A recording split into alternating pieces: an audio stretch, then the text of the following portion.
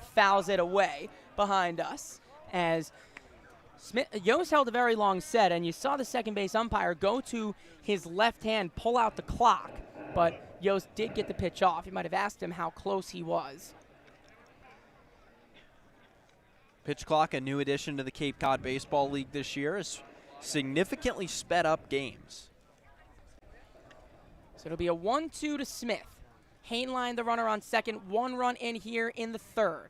The pitch is low. Another good block by Will King, showing off his defensive ability as well. Count runs to 2-2. That could have sent Hainline to third, though. That was a really, really tough pitch to keep in front of you if you're King. It spiked about 3 or 4 feet in front of home plate, and he was able to get down and get his chest in front of it. Now you have a full count here with Smith in this situation. You want to be... As here's the payoff, swung on and tipped just foul, and he just about stays alive, does Smith, as he checks on King and got a piece of him. And they do have that overshift on Smith right now. That second baseman Day is playing to the left of the second base bag, just like he was back in the first. So just about 3 infielders on the left side for Smith as they shield up the middle. Also helps cover Elijah Hainline at second. But a big gap on that right Yes. side of the infield, which we've seen Smith utilize before. As here's the payoff. He got him looking, and that strands Hainline at second, but not before 2 errors allow the game's first run to score. After 2.5, it's 1-0 to Hyannis. As a proud sponsor of the Cape Cod Baseball League. Your future begins at Dean College. Make a difference. Leave your mark. Break the mold. Be a leader. Achieve unimagined heights. Believe in yourself. Make lifelong friends. This is your time. Your place. Your home. Your Dean. It all starts here at Dean College.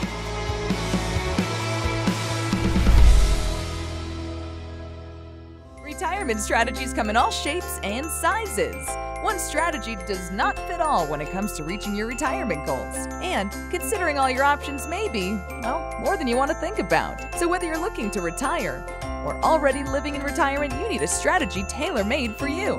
Fairway Financial can create a personal retirement strategy just for you, designed to take care of you and your loved ones. Call us today at 508-398-3337. To the third we go. Darren Horn on in relief. So just a very short outing for Hayden Frank compared to what we've seen him do. Went 4 last time, seen him go 3 in the third a few other times. So a short day for Frank. That's partially because you could think that Hyannis is now in front. The bullpen has been spectacular, and they want to give themselves the best chance to preserve it as the Chanticleer comes on here in the bottom of the third. Yeah, and I like this call. Once again, being aggressive in your pitching changes so you can stay ahead. That's going to be your biggest thing. You work 2 innings, and then ultimately now in this spot, you bring in Horn, does a good job, and he's been very solid. We talk about his RPM consistently. One of those top guys that are overly continuing to really be a strong pitcher, and its spin is there without a doubt. So another no-walk outing, second straight one for Hayden Frank as he went 2 innings, only gave up 3 hits and struck out 2. So it's Horn's game from here on out. So Frank will not get a decision, as you need the 5 innings to get a decision, the full 5 innings to get a decision. So we'll see what kind of role Horn carries, if he goes a short amount of time himself or can carry some bulk and save some runs, or save some arms, beg your pardon. Out of Vanderbilt, number 9, so the top of the order comes back up, 1, 2, 3 in Austin, Darby, and Vieira.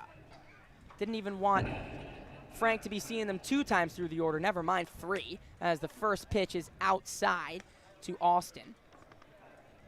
You look at Horn's arm, you can almost see him really put extra spin on that pitch. There it was again. This one dunks in for strike 1. Standing at 6'4", he uses a lot of length. As there's the danger of not having any fence. It was a hot shot straight into those bleachers on a fastball from Horn. Seems like everybody's okay down the third base line. Looks like the kids just go looking for the ball underneath the bleachers. Yeah, it looked like it snuck underneath the bottom layer of bleachers out there. 1-2, pulled and yanked it outside. 2-2 the count. Lucky that it went under because that was scorched into those bleachers. As here's the 2-2 from Darren Horn. He's got him swinging, and there is that RPM control right there. The slider off the plate sets down Austin swinging for the first out of the third inning. UC Santa Barbara, Just a great piece of pitching there from Horn. And you just see it time and time again why he's so good, and it's because he's able to work those pitch sequences extremely well.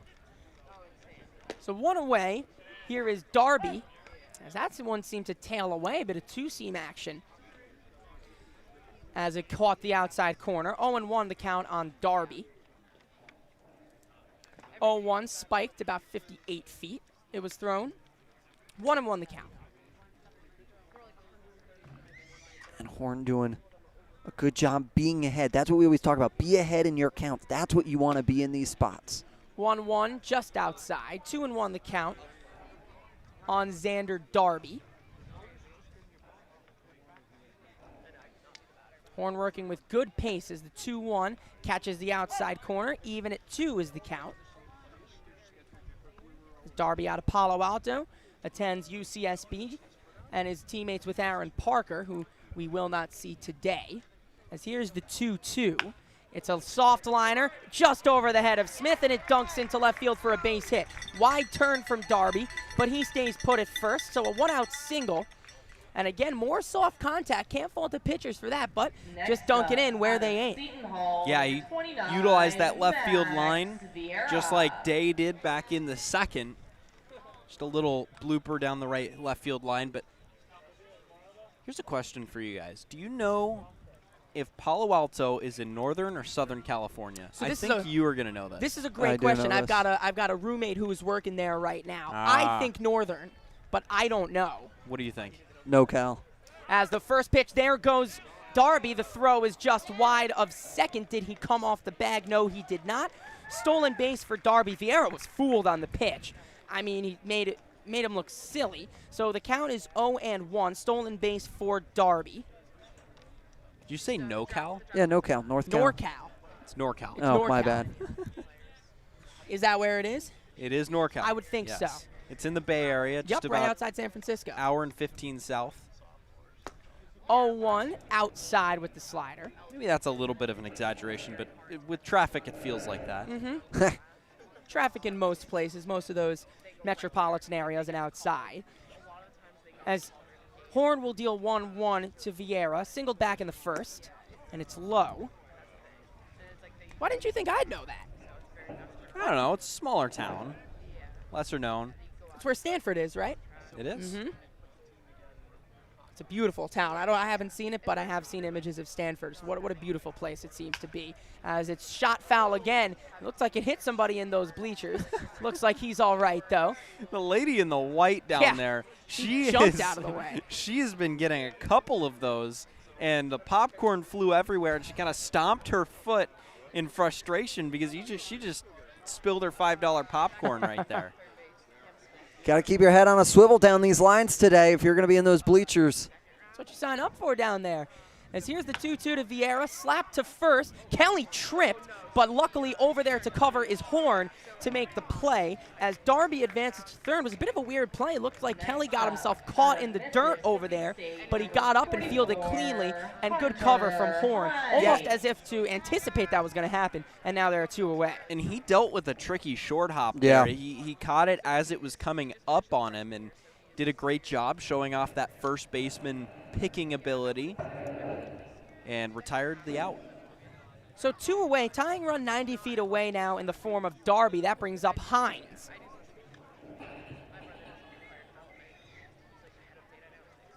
So righty on lefty now for Hyannis, as Frank was a lefty 2 innings ago. He deals the first pitch in there for strike 1.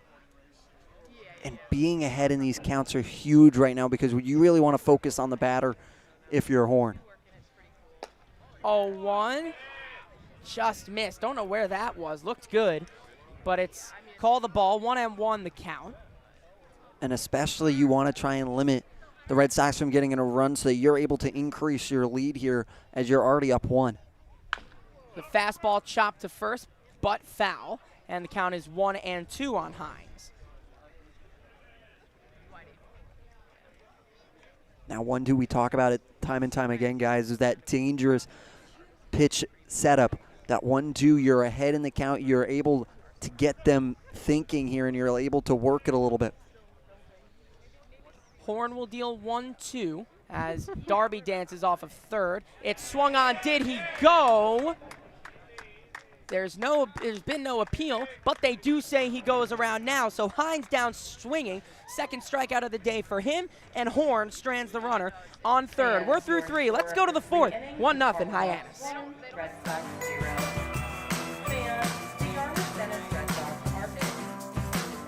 A brilliant idea starts at the source.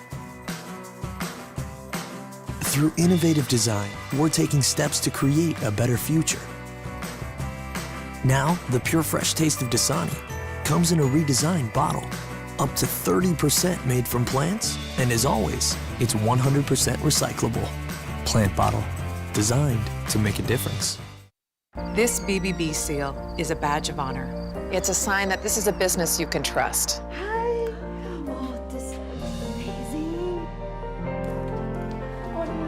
Each year, millions of people see the BBB seal on a door or a window or a website and breathe a little easier.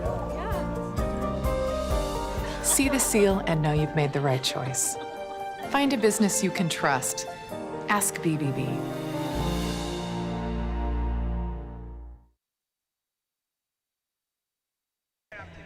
Hunter Hines has struck out to end the first and the third inning. Been subdued nicely so far. Austin Kelly, Brody Donay, and Zach Earhart represent 4, 5, and 6 here in the top of the 4th as Eric Yost back out for his 4th inning of work. Hyannis has a 1-0 lead, has 2 errors, both balls put in play by Nick Mitchell and Elijah Hainline. Throwing errors by the shortstop and third baseman respectively have allowed Mitchell to score. That's all we've got so far from Red Wilson Field, but Hyannis has been putting the ball in play, making those fielders panic, make them throw fast, and forcing those errors. So up steps Kelly. 2 hits on the day so far for Hyannis, but the 2 errors have seen more runners reach, as the first pitch to Kelly is fouled away third base side and out of play. As the sun starting to go a little lower in the sky, may not see too many shadows here today as we're through about an hour, 4:45 game time start today. 1 or 2 coming from the press box right behind. We talk about fighting weather some nights. Tonight, the biggest fight is going to be the darkness. Yeah, as the ball is on the ground to first. Hines with the bobble, but over to field and cover is Yost, and bail Hines out for the first out of the inning. Next up, out of Virginia Tech. Yeah, great. 29, Brody Donay. Hines stays with it that entire time, and then ultimately Yost getting down the line in time, doing a really good job to be there. Gets to stay with it here, that you're able to once again get another out and try and work out of it is your Yost. Swung on and missed by Donay.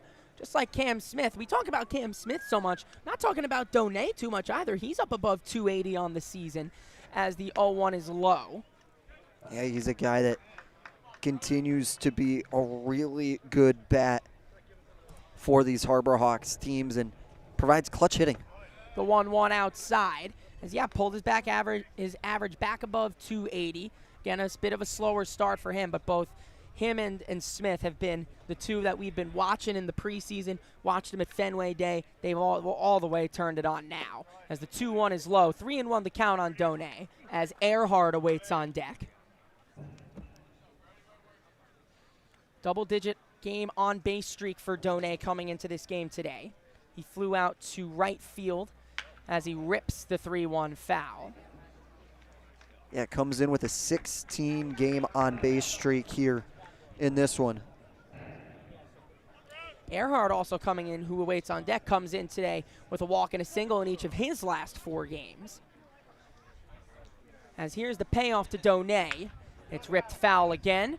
That one, third base coach / manager Eric Beatty will let roll by. It had a bit more heat on it, so not willing to risk that glove hand of his. Yeah, a lot of people don't realize that the on-deck circle is right in front of us. Yeah. As here's the payoff. Swung on and missed as Yost pulled the string, and that sets down Donay swinging for out number 2.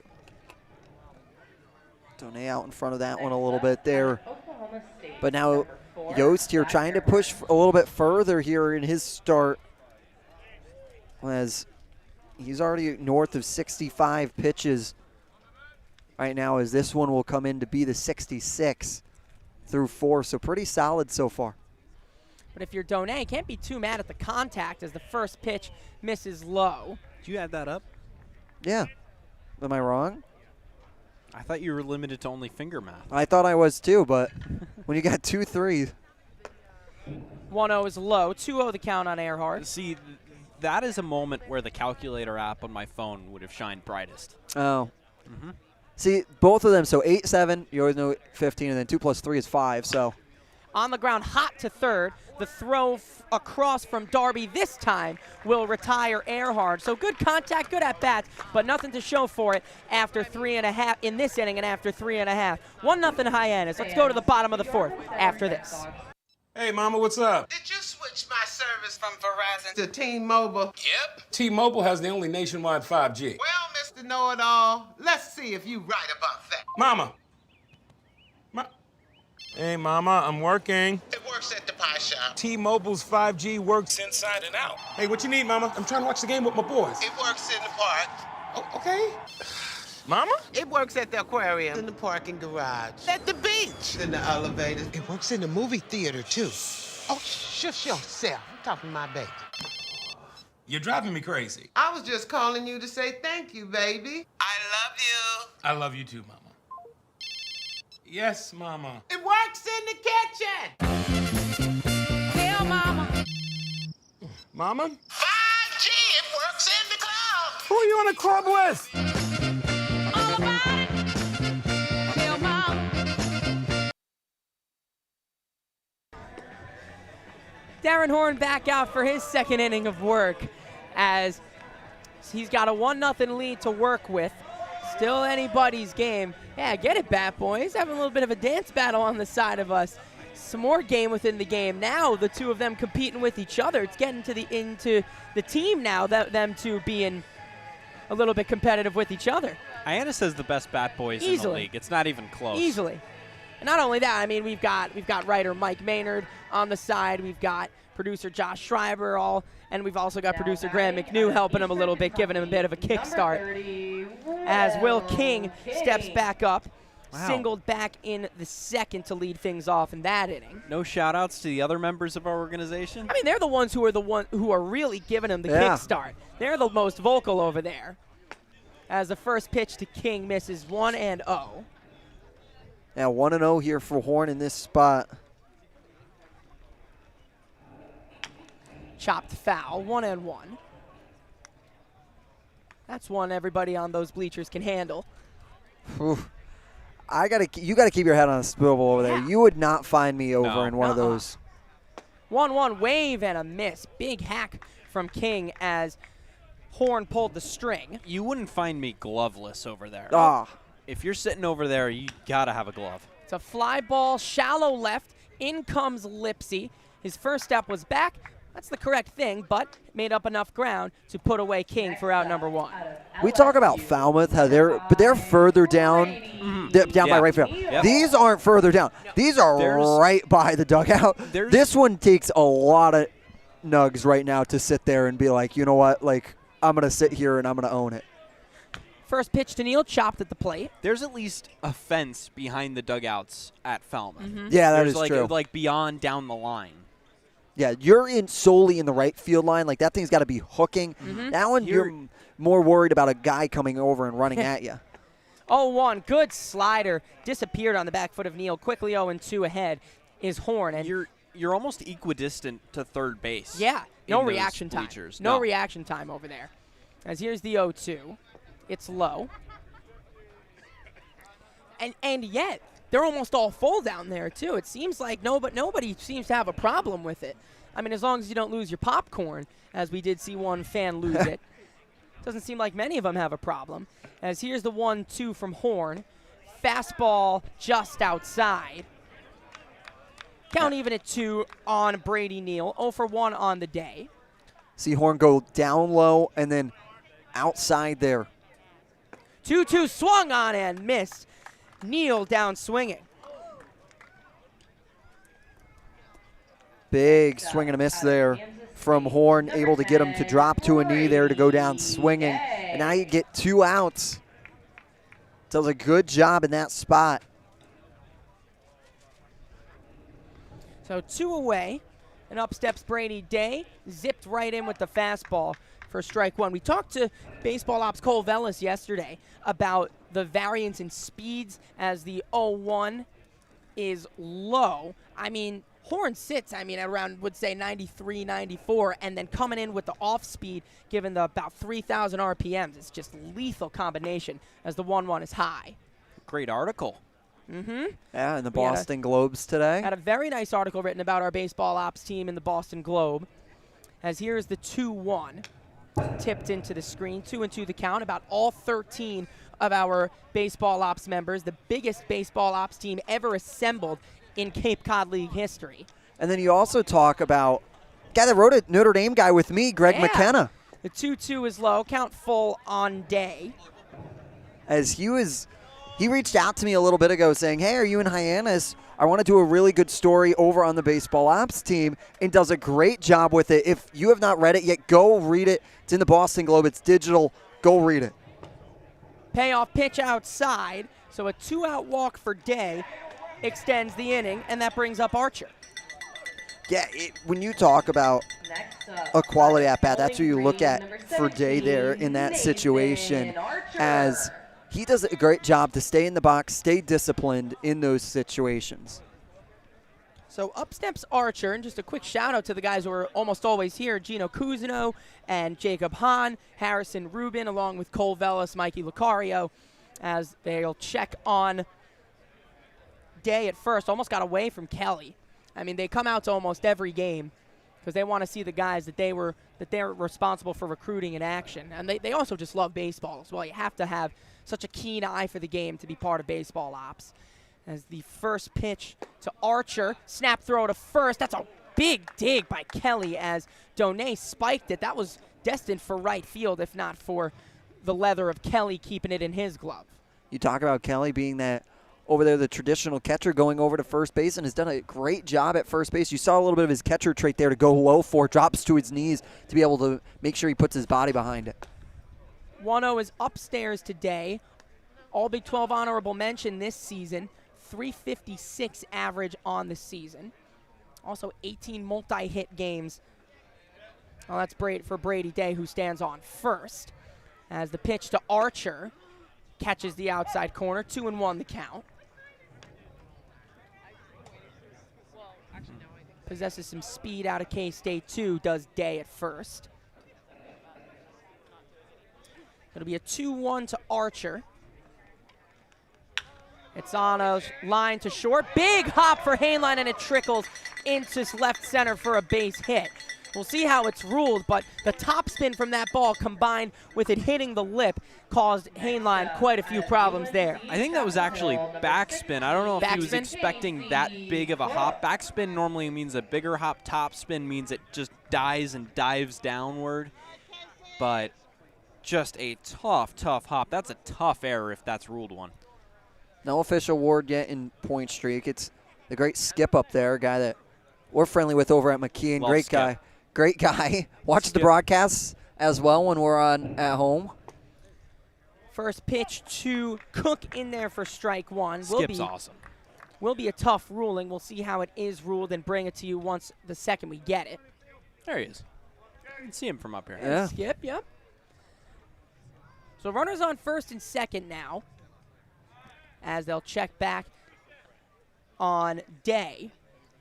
It'll be a single here as it will be awarded. No error there. Yeah, it would be a tough on that error. situation.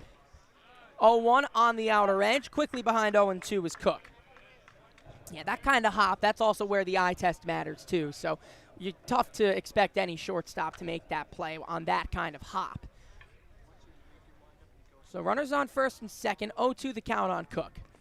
Horn deals, blocked by Donay. Halfway down to third was Day, and he had to scamper back to second before Donay's cannon of an arm put him away. Donay in that situation does a good job of having to really check back and make sure you understand that if you didn't have that jump initially on Donay, who has a stellar arm, that you weren't getting to third base. It'll be a 1-2.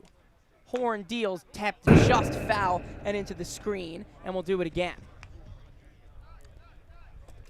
Doing a great job to protect there in that spot is Cook to try and keep this at-bat alive. And when you have 2 on and 1 in scoring position right now, you want to take advantage of it in a 1-run ball game.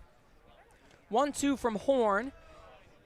Skipped about 56 feet, yet Cook almost still swung. Did hold up, no need for an appeal. It was a good block from Donay. Count runs even to 2. Deuce is wild here in the bottom of the 4th. 2 balls, 2 strikes, 2 outs, 2 on. Horn deals on the ground to first, behind the bag, lands fair. Horn covers. Kelly shuffles onto him and puts him away to end the inning. 2 runners stranded, and Hyannis maintains their lead 1-0 at the end of 4 from Red Wilson Field here on the Hyannis Harborhawks Baseball Network. We all have obstacles, challenges at different points in life. I still push myself every single day, and the harder I push myself, the more I find myself drawn to wearing UFOs. The first time I put on a pair of UFOs, it was like someone released the pressure. It was so crazy. When you are recovered and can do more, that has a compounding effect on all aspects of your life. Stepping into a pair of UFOs, they're truly one of a kind. There's nothing like them. Best ever? Good question. Wait, why do you sound like Dr. J in your head? I've always sounded like Dr. J in my head, which means Dr. J's outside voice sounds like my inside voice? Which Coke? The doc would know. He got the world to call him doctor without going to med school. There's only one best ever.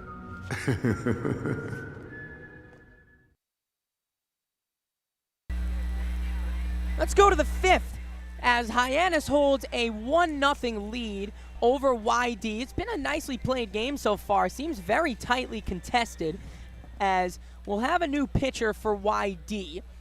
Believe that's Cole Hiller out on the mound. It is Cole Hiller. All pack west out of Point Loma Nazarene is Cole Hillier.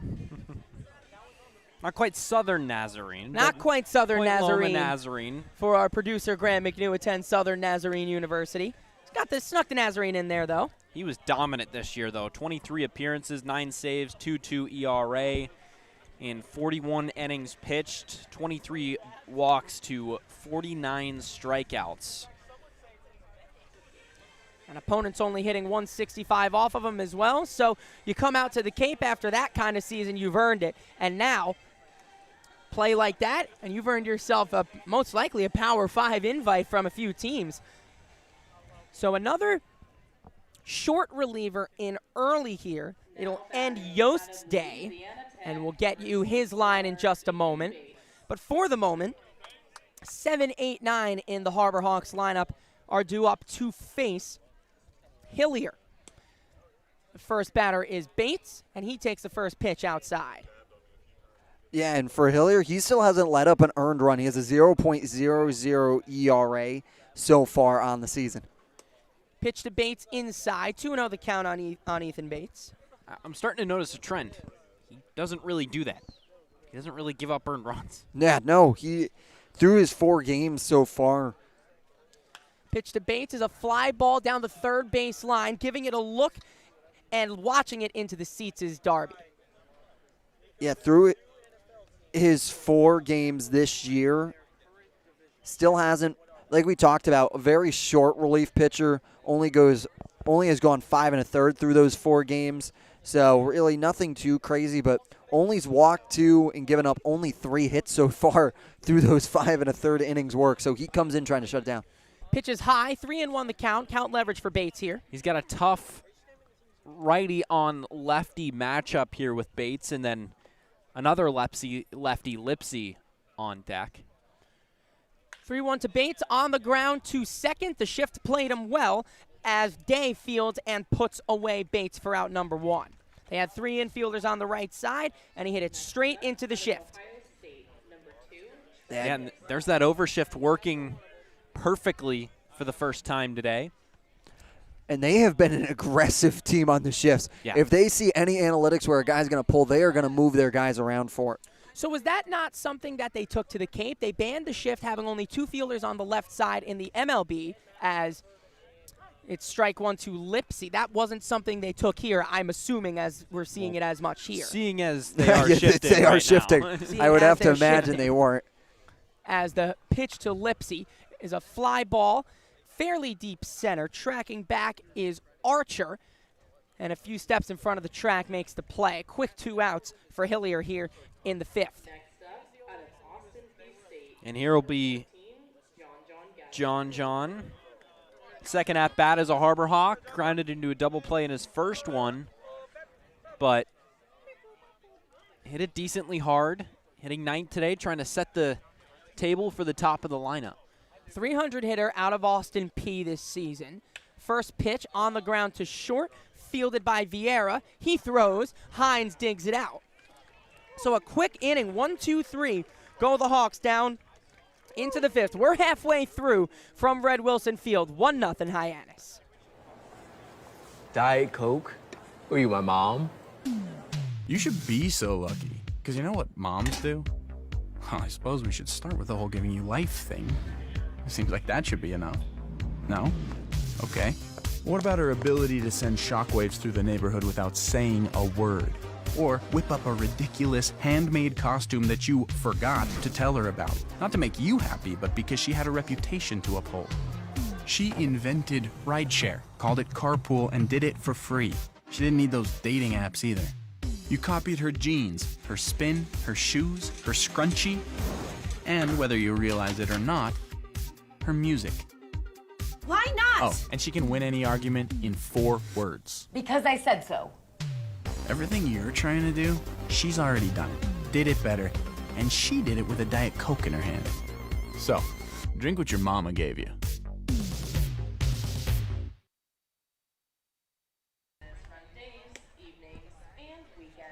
Let's go to the bottom of the 5th as Cade Obermuller on in relief of Darren Horn. So looks like they're really platooning here today. So only 2 innings from Frank and only 2 innings from Horn.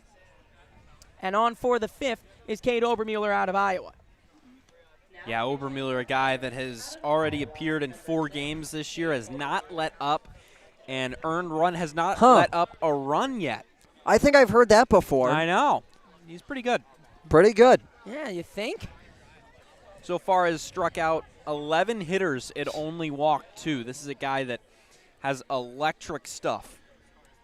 Very strong stuff, and stuff that when you talk about it, it leaves batters silly. That's 11 strikeouts through 7 in a 1 inning, 7 and a third innings pitch. So he's averaging basically a strikeout an inning, which is really impressive. Now, guys, before we go on, how dare I missed a name when we were shouting out our baseball ops department. Calvin Hoffman also is one of the 13 members. And, again, we go back, we're talking again, a great article written in the Boston Globe about them. What I love so much about this league is how much it resonates within the community, and then it stretches out Boston as well. We've seen a few Boston guys, Chris Sale being one of them, who have come through this program, too. So now a bit more, as if there wasn't enough already, even more recognition on a national scale from the Boston Globe. Awesome, awesome stuff highlighting this team's wonderful baseball operations department run by General Manager Nick Johnson. He's assembled an analytics-based team as it'll be the top of the order in R.J. Austin to start things off. Southpaw Obermuller deals his first pitch of the day, and it goes to the screen. So an inauspicious beginning, 1-0 the count. So far, Austin has struck out and lined out to third. Smith takes a few steps back, taking note of Mickey Doolittle's line-out comment as the 1-0 is upstairs. 2-0 the count. Yeah, 2-0 here on this situation for Austin, as doing a good job in this spot. Once again, you want to wait to see your first strike if you're Austin from Obermuller, but Obermuller's just got to find the black here. There's that first strike right at the on knees. cue.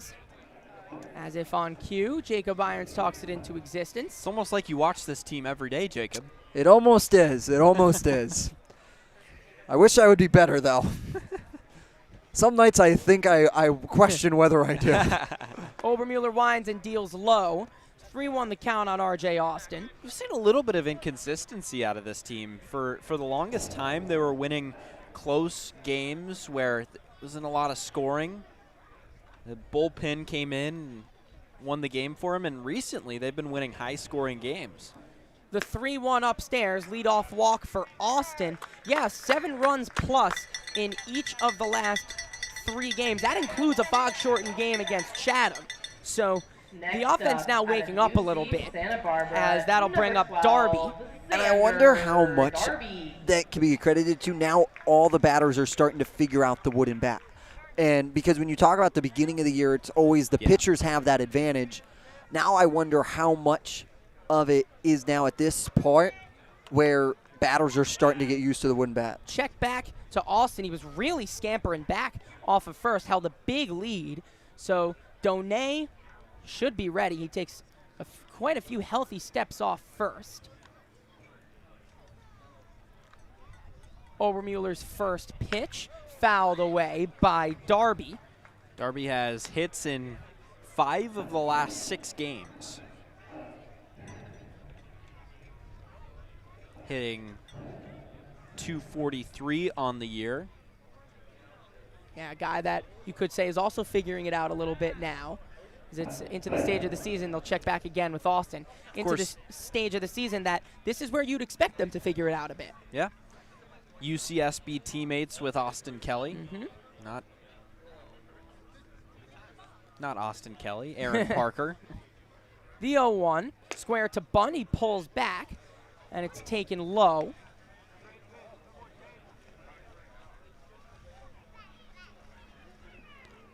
Infield at double play depth, but Austin looks like he's rearing to take off for second.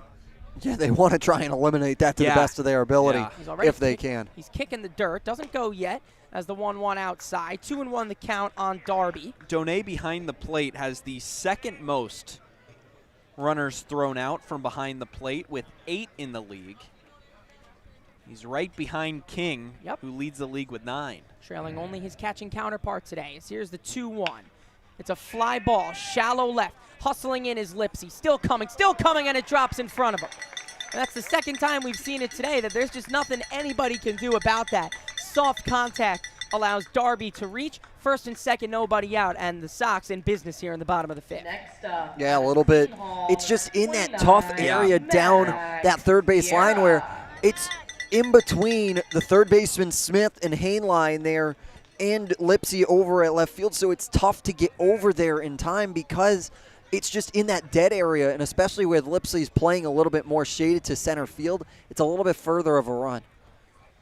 That brings up Vieira with Hines and King threatening behind. So this could be the chance for YD. First pitch from Obermuller, zipped in and just below the letters for strike 1 to Vieira. Out of Greenwood Lake, New York, all first team Big East with Seton Hall.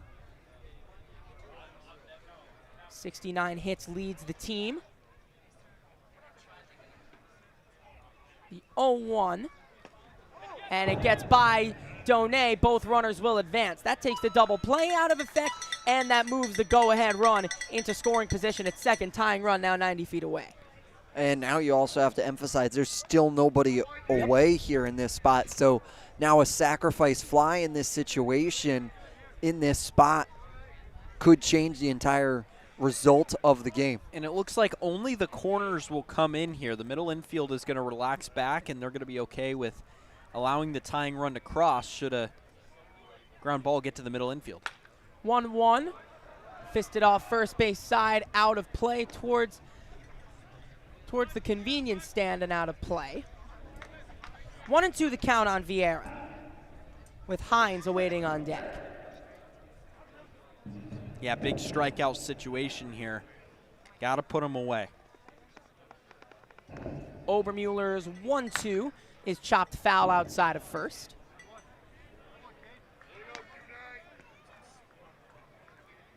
Yeah, now you're ahead 1-2 here if you're Obermuller. Focus on the batter here in Vieira to try and limit the amount that you're able to get on. Previously played with Northeastern, teammates with Mike Sirota, as here comes the 1-2 from Obermuller. And it's fouled off again. The Northeast connection to this Cape Cod Baseball League is a true thing right now, as you talk about Lane already as well. Colleran for Hyannis. Sirota as well. Yeah. And this man, Max Vieira, at the dish. 1-2, just outside. Switched it up a bit, went to the outer half. Good miss. 2-2 the count.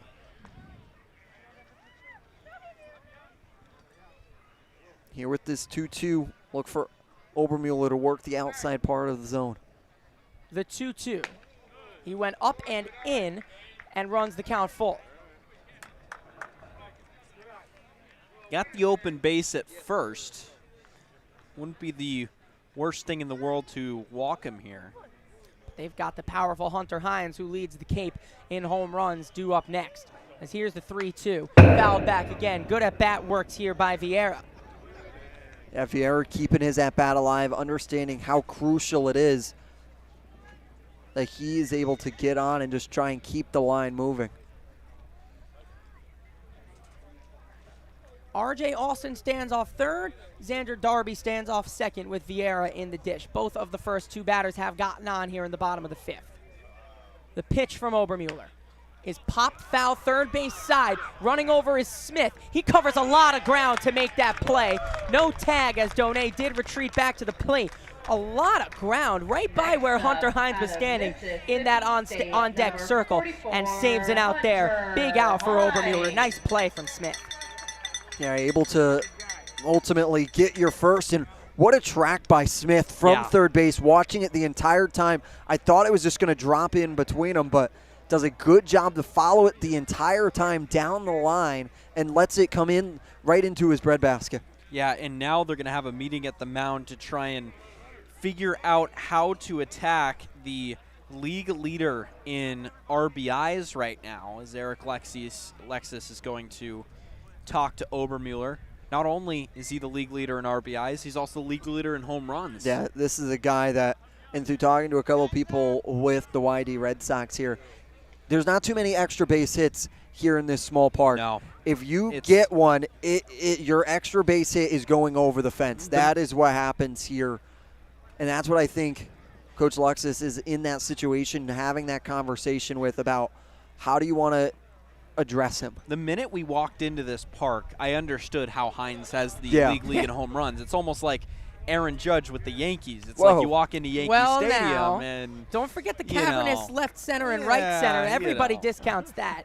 That's the part that takes away the most home runs in the league statistically. They've got three infielders on the right side for Hines. Smith in on the grass. First pitch is outside, and that was a straight request from Coach Eric Beatty, as Hainline was summoned, and he got his attention, told him to move just behind second base. So they'll trade a run for an out now with runners on second and third and Hines at the dish. He struck out twice today. 1-0. There's a strike on the outside corner.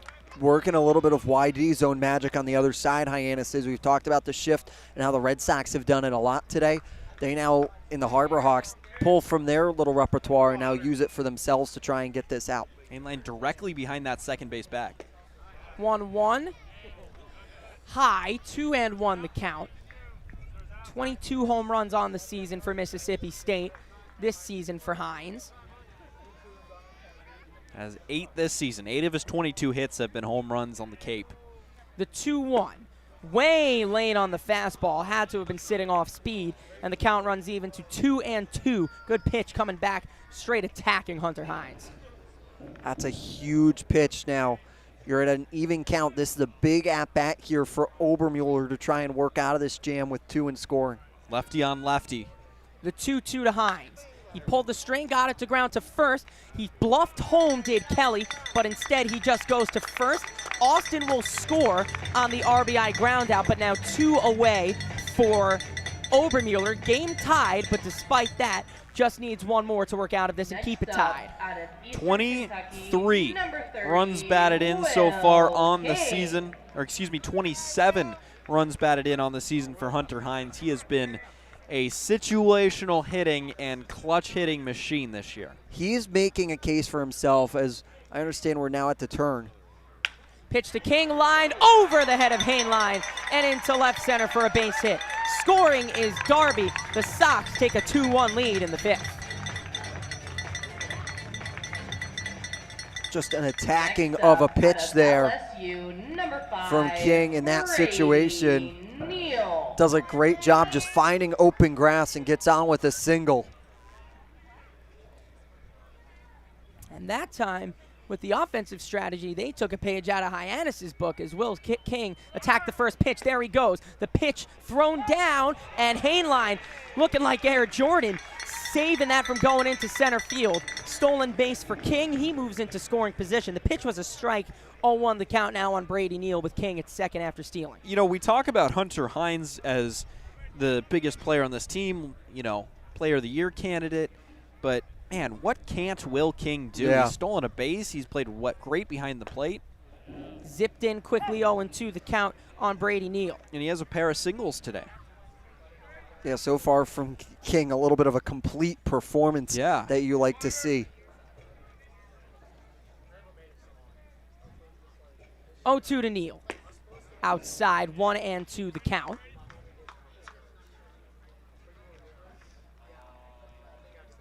So 2 runs have scored this inning. RJ Austin and Xander Darby have both scored after reaching the first 2 hitters this inning. They were. As here's the 1-2 from Obermueller. Swing and a miss. King stranded at second, but a frustrated glove pound from Cade Obermueller. He has given the lead back to YD. We're through 5 here at Red Wilson Field. 2-1 to the Sox. And we'll be back with the 6th after this. I started at a very, very young age. People's expectations are they're cool, they're fun, but mine are bigger.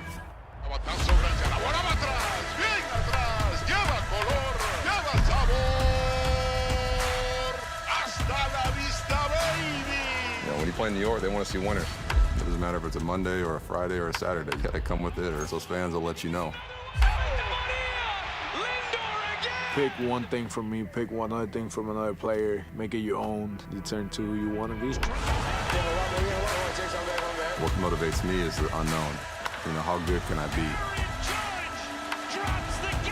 You get away from the lights, you get away from the camera. Mientras más presente yo esté en la caja de batería, más éxito tengo. Man, how can you not keep it fun, man? This is a kid's game. If you could go back and tell 10-year-old Francisco one thing, what would it be? Be a bad mother. Bottom of the order set down 1-2-3 last inning against Hillier, and that brings up the top 3 in Mitchell, Hainline, and Smith.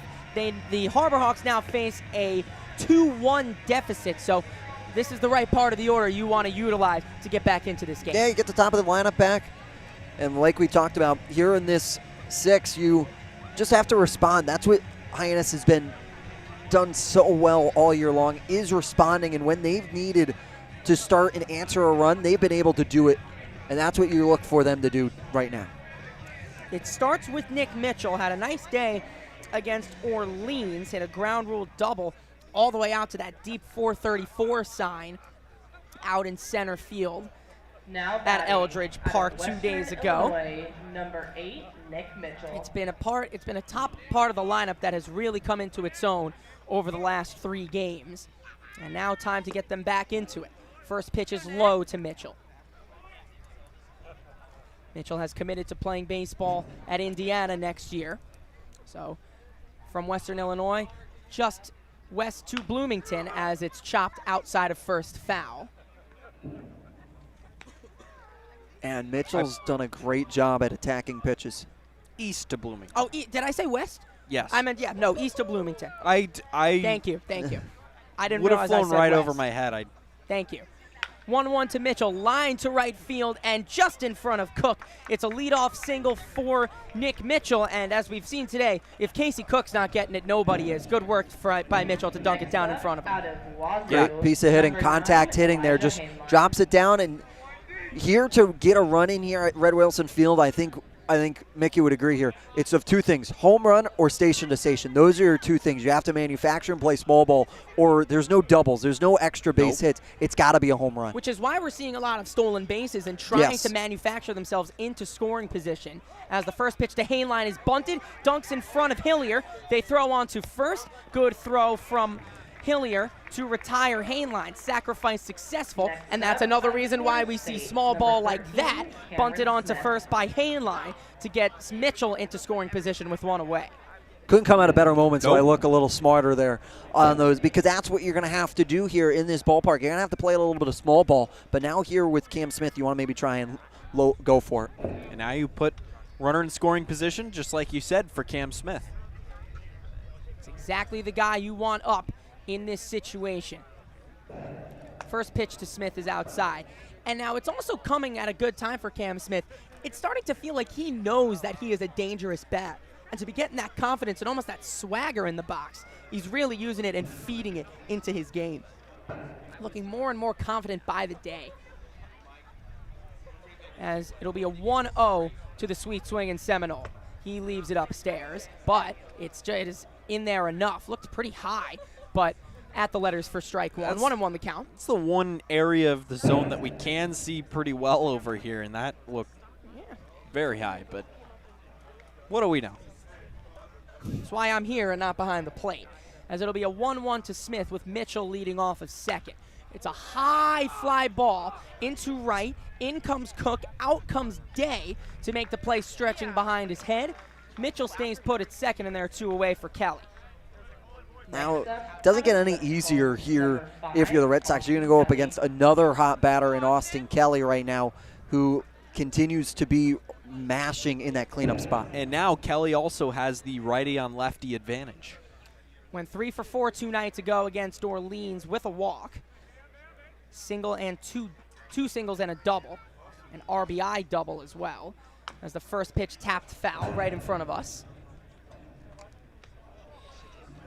0-1 the count on the Lipscomb first baseman. Catcher by trade, but we seen a few of those guys double, being able to play catcher and first.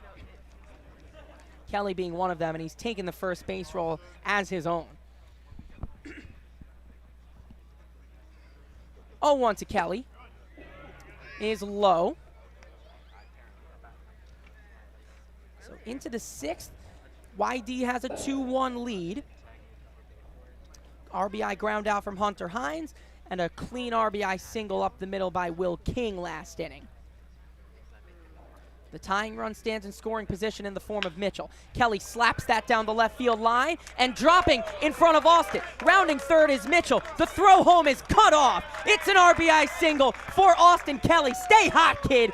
Ball game is tied.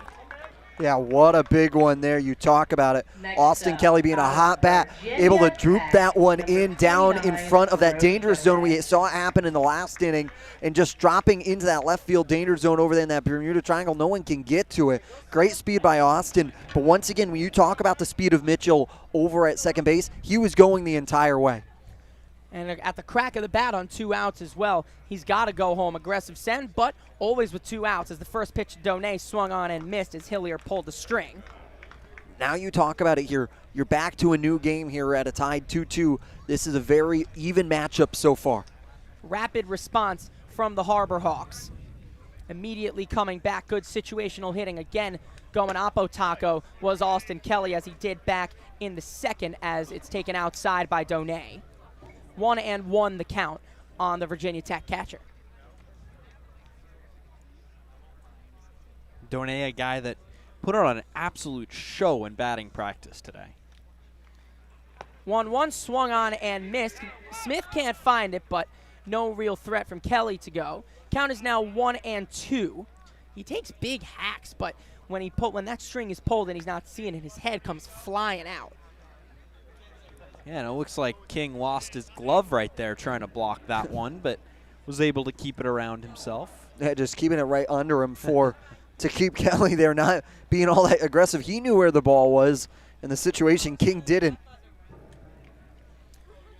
Count is 1-2 on Donay. They check back at first on Kelly. Nearly a wide throw, but Hines kept it within reach. Any wide throw over to first is going to be an extra bag no matter what. Mm-hmm. It gets dangerous at times where you have to be concerned about where is it going to go. Yeah. That out of play line is drawn right there. Swing and a miss by Donay. King will throw down to first, and they're not going to, and they'll say it's batter's interference anyway. So despite the strikeout batter's interference called, they're done either way. So down go the Harbor Hawks, but not before they tie the game 2-2 after 5.5. And let's send it over to the fourth member of our team, Bria Losick. Well, I thank you very much, Michael, down here right by the dugout. And I've got a great view of the Bat Boys today. That's Adrian and Connor, 2 seasoned vets. They were both here last year, and they've just displayed such enthusiasm and athleticism that I just had to talk about them for a little bit. Every single inning, they've had a different antic. We've seen the Macarena, we've seen some dabs, some gritties, and just overall enthusiasm. I love watching them. So we've got Connor and Adrian here through the fence, and they're going to tell you why they became Bat Boys. Because it's fun and I like baseball. Same thing he said. All right, right on, guys. Back to you. Well, thank you very much, Bria. I mean, complimentary interviews. I mean, Bria Losick killing it out here, getting us our interviews from our ball boys. And we talked about it earlier, how our writer Mike, how producer Josh, kind of, they get them started. And once they get started, they can't stop. And great stuff from Adrian and Connor. They give us some entertainment, showing us the game within the game, and they give our fans/interns some entertainment as well. Bria, hard-hitting questions today. I know. Hard-hitting questions down there for Bria. Who knew we'd have a Ken Rosenthal style in-game interview today? Yeah, live interview. Look at that. And I mean, such great work too. I mean, nice succinct answers as well. Nice and easy, cut and dry, straight to the point. As Ethan Lanthier will come on in relief of Obermueller. So just the 1 inning of work for the Hawkeye, and he hands it over to Lanthier, who just like everybody else, as we've seen in Obermueller, as we've seen in Horn as well as Frank, he's been absolute nails this season. Yeah, Lanthier, just a guy that comes in time and time again and is a great pitcher for the Harbor Hawks. When he comes in, you want him in. You take that level from the St. Cloud State, and he is able to go up against the best of the Power 5, and that's what you love to see in those situations, is that you get to see a guy that's so strong and so well. That's why they call this league the great equalizer, because, yeah, you can see these stats. They look so great at St. Cloud State. The first pitch zips in strike one to Brady Day. And they look great, but then you come up against these guys, and then you know that a guy who's really holding his own in this kind of league is the pitch in there again, right down Broadway, quickly 0-2. A guy who's holding his own against guys of this quality can do it anywhere. Yeah, has appeared in 6 games already. 0-2 pulled the string, but leaves it outside. ERA below 1 at .90. My big thing, 10 innings pitched, 17 strikeouts. Yeah. As it's chopped on the ground to second, Hainline ranges over, quickly throws, but it's high. And that will go wide of Kelly's glove. Had to make a really tough jump, did Kelly, and he was taken out on it. He'll get up gingerly and move back to first, and Day leads off the inning with a single, and he'll advance to second on the throw. And we mentioned it in the previous half inning. Any throw that gets away over the first base bag is probably going to be in an extra base no matter what, despite this foul territory not being massive. So that one gets into the seats over behind first base, and that means runner at second with nobody out. And it'll be a very tough E6 from Hainline. Yeah, tough play, but official scorer expects him to make it as the first pitch catches the inside corner. 0-1 on Archer. That's just a tough error. is a tough play. Hainline's been challenged over at that shortstop position today, and for the most part, he's passed it. 0-1 from Lanthier. Bunt is shown. He's missed it, so quickly ahead 0-2 was Lanthier. Now, give you this. Hainline's not a natural shortstop. Naturally, he was playing second all year long at Washington State, so he has been put to the test. Now, no easy task and no easy feat to be playing shortstop at any level, at any field for Hainline. As here's the 0-2. Tipped into the mask. That's a tough one for Brody Donay to take, and he's going to have to just give a second to walk it off. Manager Eric Beatty will come out, too. Just kind of catch his breath a bit. As somewhat caught a little bit as he's going to wave back the training staff as they want to come still have a conversation with him here as he'll toss his mask right on. We've seen it time and time again from Brody Donay. He is a tough catcher behind home plate. He almost just ignored them as they were walking out and just got right back into his catcher's stance. Seems to be all right. Players love those kinds of guys, too, who just don't want to leave that game for anything. So he gets back into his crouch. He's got another 0-2 coming from Ethan Lanthier. He deals inside. 1-2 the count on Archer out of Bowling Green. And what a great find by this Harbor Hawks front office that Brody Donay was. Talked about his arm speed behind the plate, too. Would be ranking top 10 in Major League Baseball, not just the Cape Cod Baseball League. As the 1-2 is tapped to first, right to Kelly. He steps on first and puts away Archer, and Day will move up to third, one away for Cook. Then on that movement, you saw Day get over to third in that spot. So now the go-ahead run stands over at third with only one away, so the sacrifice fly is a potential here for Casey Cook in these spots, as well as could even try and see a bunt laid down trying to manufacture. That'd be a bold call. Don't put it past the Sox to do it, as the first pitch is upstairs from Lanthier. Yeah, infield's going to come in to touch the grass. They're going to want to try and prevent this run here, especially since it's a go-ahead. And you're clear. The only runner on base right now is over at third. We saw that's how 2 runs scored against Orleans. There is the bunt, but it was scooped up by Donay. We pulled back, count is 2-0. But we saw that against Orleans, a wide throw from Austin Kelly with the bases loaded allowed 2 runs to score. And the downfall of that blow-up 7th inning began there. The pitch from Lanthier tipped into the screen. 2-1 the count. We got a tie ball game here in the bottom of the 6th between Hyannis and YD. 2 runs in the bottom of the 5th for the Sox, immediately answered back by an Austin Kelly RBI single. That's where we stand from Red Wilson Field thus far. They squared a bunt again, and it's outside. Count leverage for Cook here. And in this situation, you can absolutely allow a walk with that open base at first. It sets up the double play possibility, but the downside of that is you bring up the top of the lineup.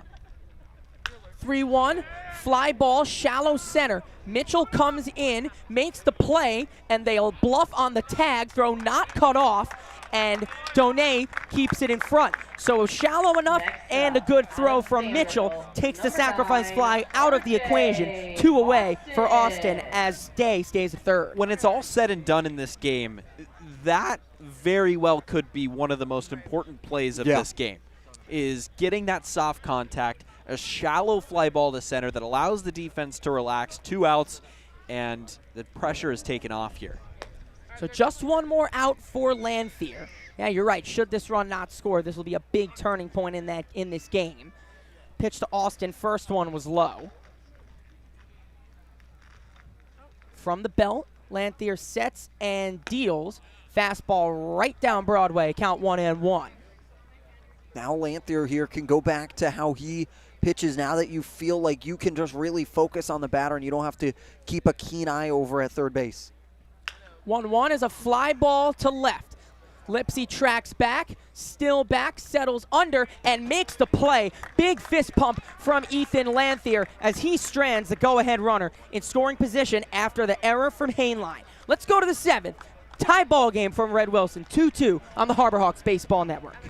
Hey, Mama, what's up? Did you switch my service service from Verizon to T-Mobile. Yep. T-Mobile has the only nationwide 5G. Well, Mr. Know-It-All, let's see if you right about that. Mama. Hey, Mama, I'm working. It works at the pie shop. T-Mobile's 5G works inside and out. Hey, what you need, Mama? I'm trying to watch the game with my boys. It works in the park. Oh, okay. Mama? It works at the aquarium, in the parking garage, at the beach, in the elevator. It works in the movie theater, too. Oh, shush yourself. I'm talking to my baby. You're driving me crazy. I was just calling you to say thank you, baby. I love you. I love you too, Mama. Yes, Mama. It works in the kitchen. Tell Mama. Mama? 5G, it works in the club. Who are you in a club with? All about it. Tell Mama. Son played here in 2015. Hey, the wait is almost over. Floor & Decor is coming to Hyannis on September 7th. Get ready for unbelievable everyday low prices on tile, wood, stone, laminate, vinyl, and installation materials and more.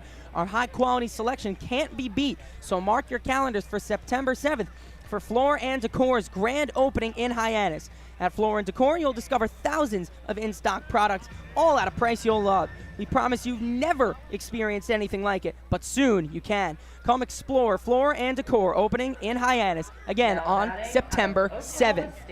I like that new ad read there. Yeah. Able to incorporate that into the broadcast. Floor & Decor, good name though too. Yeah, got the rhyming name.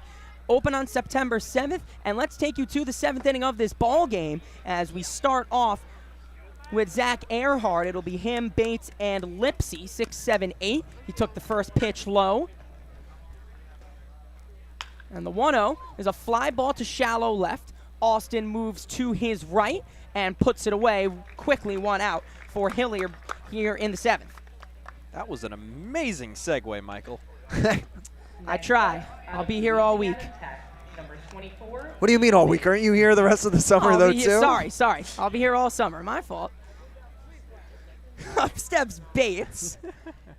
0 for 2 on the day so far. He flew out to right on a really nice play by Casey Cook, and he grounded out to second. First pitch is low. Hillier's looked good in relief. He let up the run last inning, but solid overall. He's produced soft contact all day. The RBI single from Kelly was just fisted off to the opposite field. 1-0 to Bates. Wave and a miss. Pulled the string, disappeared on his back foot. 1-1 the count. Still tied up 2. You got to try and find one here to try and untie it, especially with cloud cover coming in. 1-1 blocked at the plate. 2-1. This is a game that I feel like, should it end in a tie, neither of these teams would feel good about it ending in a tie. This is one of those games where both teams feel like they can win it. The 2-1 outside. 3-1 the count on Bates. And we talk about even games. So far right now, you felt like both these two teams have been evenly matched. Bates draws a walk, 1 out walk that is for the designated hitter. That brings up Lipsy. I feel like I've mentioned this before, but ties are maybe my least favorite thing in the world of baseball. Sports, or baseball or sports? And football, really. Yeah, you don't really see ties in basketball, but Katuitt, Harwich, and Orleans are the only teams left on the Cape without a tie. Had a fog-induced tie in our game against Wareham as it's lined into left field for a base hit for Lipsy. As Bates had to start late because it looked like Vieira was going to get there, but it was just out of his reach. So on the first pitch, Lipsy sends one to the opposite field. First and second for Gazdar. You talk about Trey Lipsy. He had a fabulous BP session today. You were watching him, and he was just ripping the ball. I don't know what it was about him today. He hit one over the fence. He was feeling himself in BP today, so it was only a matter of time that he was going to get a base hit today, and glad that he was able to come in this big spot with now 2 on and only 1 away. Look at it. He reached base on something other than a hit by pitch. Yeah. He, of course, leads the league in hit by pitches. He gave a deep fly out to center in his last at-bat as the first pitch to Gazdar is wide. So he's been seeing the ball well today. Archer was a few steps in front of the track when making that play. So big opportunity here in the top of the 7th for John Gazdar to make a big first impression in his first game with the Harbor Hawks. The 1-0 misses. Yeah, and the 2-0 here, Gazdar doing a good job. We saw it back in his first at-bat in the 3rd. We were grounded into a double play. He's done a really good job of staying disciplined within the box.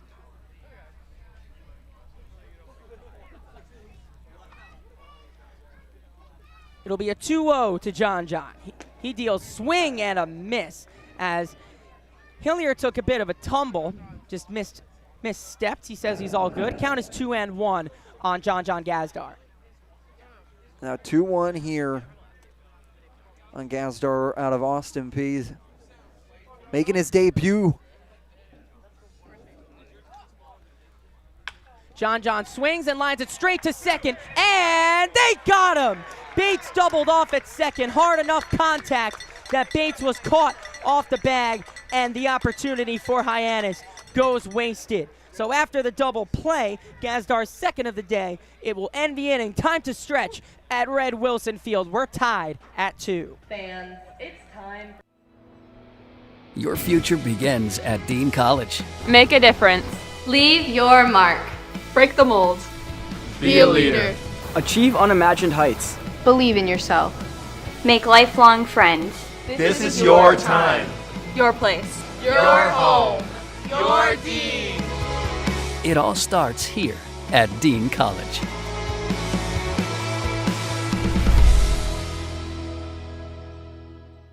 Retirement strategies come in all shapes and sizes.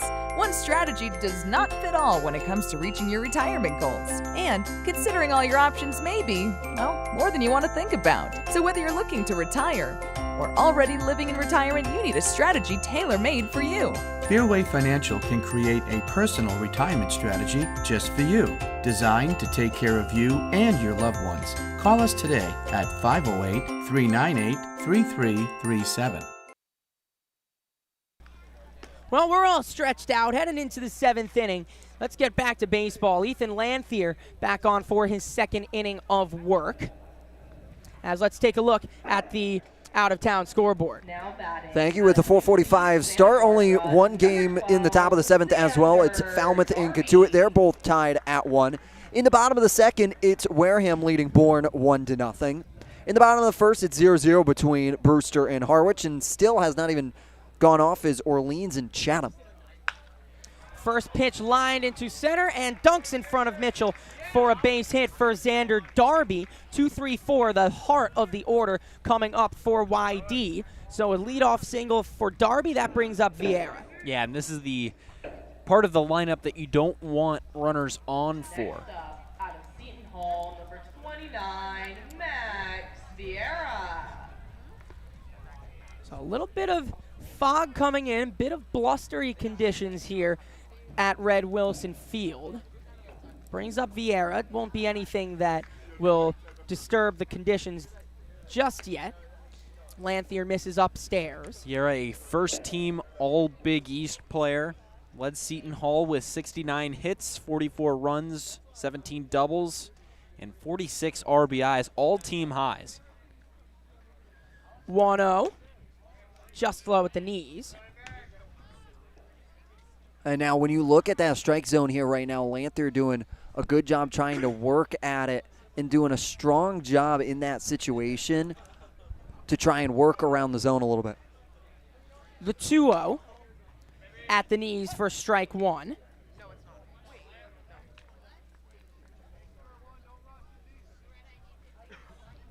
He was a transfer from where else but Northeastern. Couldn't you guess? As the pitch, snap throw back to first. Tag not applied in time, so Darby gets back. Count is 3-1 on Vieira. Yeah, saw him last year in the NECBL with the North Shore Navigators, playing in 31 of those games. I know someone that was in the NECBL. 196. Zach Austin, one of my broadcast partners. Pitch is fouled into the screen. Count is full on Vieira. He was with the Ocean State Waves. He's in town today, so hopefully he's stuck around to see the rest of the game, so I'll be able to catch up with him. He's the voice of URI women's basketball. What? Yeah. Women's what? URI? You are University of Rhode Island. Oh, Yeah. okay. Rhodey. Full count pitch is upstairs. Vieira works a walk. First and second, nobody out. Sox again in business here in the 7th. Yeah, big opportunity here with 2 on, nobody out here, and with the go-ahead run right now over at second base. This next run that comes in could very well decide the rest of this game.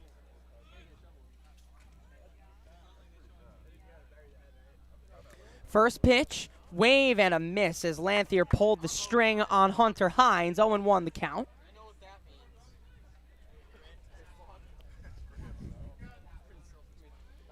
So runners on first and second. First 2 got on. Last time it happened in the 5th, they both scored. 0-1 outside. 1-1 the count on Hines. This fog is rolling in. That sky is a tricky color right now, so be aware of pop flies. Mickey Doolittle sky out there. Sky. Oh, yeah. 1-1 from Lanthier. High fastball, and he swung at it. 1-2 the count. For a while, it was Jacob Irons repeating it over and over again, calling it the Mickey Doolittle sky. It was becoming the Jacob Irons sky, but now Don't I feel worry, like it's back. In the last couple of nights, I've reclaimed it. 1-2 to Hines. Fastball just outside. Count is even 2-2. Lanthier liked that pitch. Probably wondering where it missed. But out off the plate. The 2-2 to Hines. As there goes the runner from second and third. Double steal, design double steal. And count remains 2-2. And this now you're going to elicit a conversation from Brody Donay to come out with Ethan Lancier. Battery pair that's been here for a while. They've worked well together. And when we talk about how all this going, this is a conversation now to try and how they want to work the double steal potentially, as well as the pitches they want to do, and maybe also changing signs here a little bit with a runner peeking down at second. Yeah, it's also interesting that they try to steal third with a lefty in the box. It allows Donay to have a clear shot at third base. The 2-2, swing and a miss. Huge strikeout for Lanthier as Hines down swinging. Third strikeout of the day for Hunter Hines. All right, so there's test number 1 with runners at first and second. Now you got to face Will King, who drove in the go-ahead run in this game back in the 6th. And if you're Lanthier, you have to note that he did it on the first pitch, too. Yep. So he's got to be careful with every single pitch because he knows King can go hunting. It was a good pitch. He missed low, but only just. Excuse me, that was in the 5th.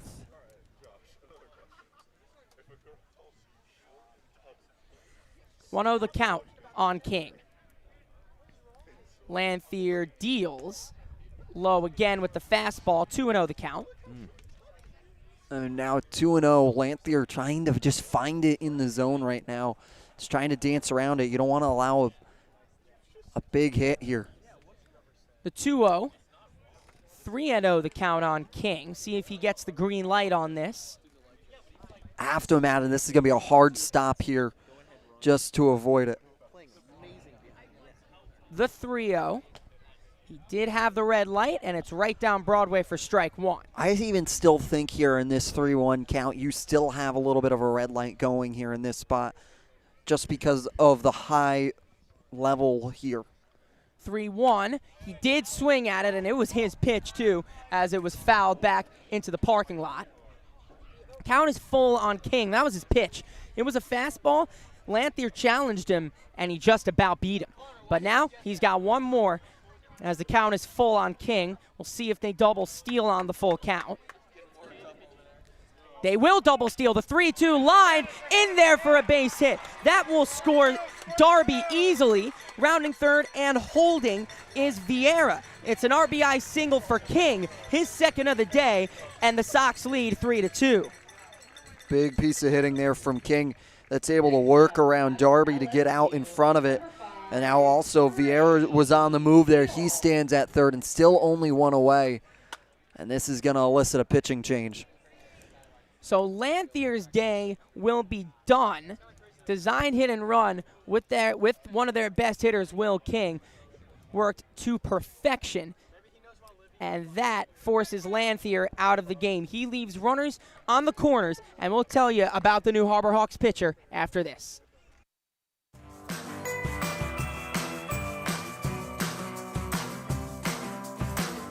A brilliant idea starts at the source. Through innovative design, we're taking steps to create a better future. Now, the pure fresh taste of Dasani comes in a redesigned bottle, up to 30% made from plants, and as always, it's 100% recyclable. Plant bottle, designed to make a difference. This BBB seal is a badge of honor. It's a sign that this is a business you can trust.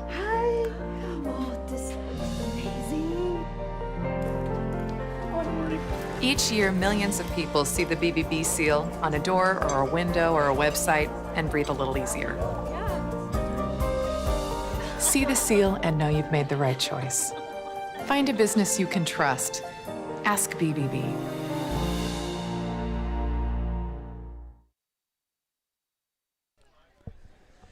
Welcome you back. Cape Cod Healthcare is proud to be the official healthcare sponsor of the Cape Cod Baseball League. When you need to be seen quickly for a minor illness or injury, Cape Cod Healthcare Urgent Care offers a convenient and cost-effective treatment option with 6 locations across Cape Cod from Falmouth to Orleans.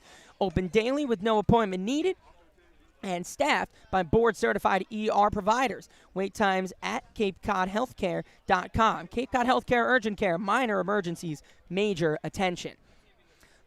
And yeah, major attention needing to be paid here with runners on the corners and only a 1-run game.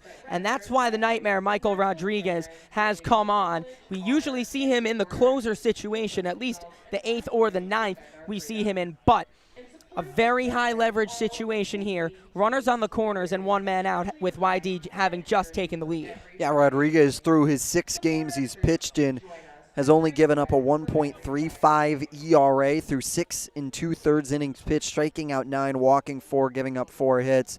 And maybe his most memorable was his second outing of the year against Katuitt in that big 10th inning, came in and was able to push to the bottom of the 10th to allow Hyannis in the couple next bottom, in the bottom of the 10th, to come in and walk it off in that one. So has been stellar in high leverage situation, and this is a big one here with only 1 away. We're never going to stop talking about that Katuitt game. It's impossible.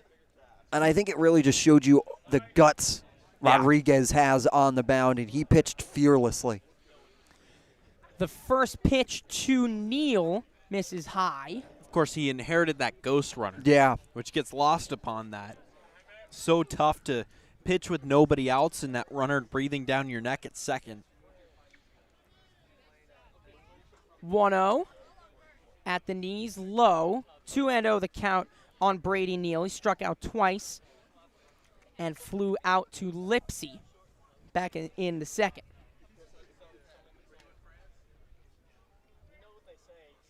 The 2-0. Frisbeed in there for strike 1. I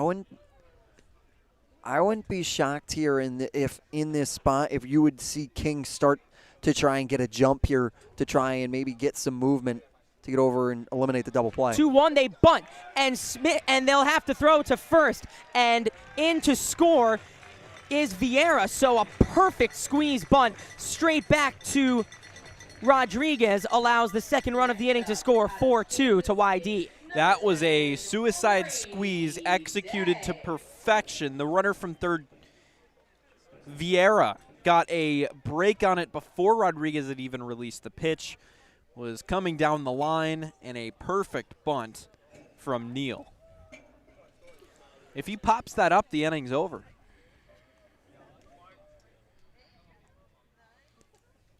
First pitch dunks in today for strike 1. So King advances to second on the play with Day at the dish. So small ball played by YD gives them the lead as he swings and misses. Broke his wrist on the swing. 0-2 the count on Rodriguez. Rodriguez just trying to work out of this here and get his offense back into the box to try and respond. The Nightmares 0-2 frisbeed out of the zone. 1-2 the count.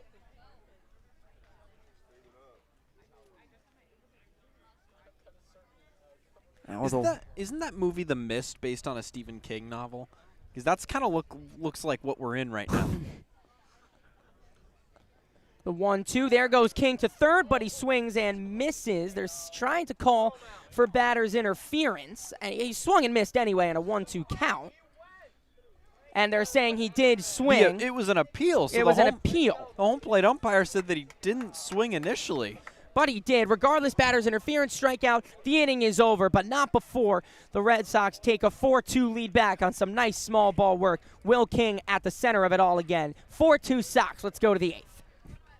Hey, Mama, what's up? Did you switch my service from Verizon to T-Mobile? Yep. T-Mobile has the only nationwide 5G. Well, Mr. Know-It-All, let's see if you right about that. Mama. Hey, Mama, I'm working. It works at the pie shop. T-Mobile's 5G works inside and out. Hey, what you need, Mama? I'm trying to watch the game with my boys. It works in the park. Oh, okay. Mama? It works at the aquarium, in the parking garage, at the beach, in the elevators. It works in the movie theater, too. Oh, shush yourself. I'm talking to my baby. You're driving me crazy. I was just calling you to say thank you, baby. I love you. I love you too, Mama. Yes, Mama. It works in the kitchen. Hell, Mama. Mama? 5G, it works in the club. Who are you in a club with? All about it. Hell, Mama.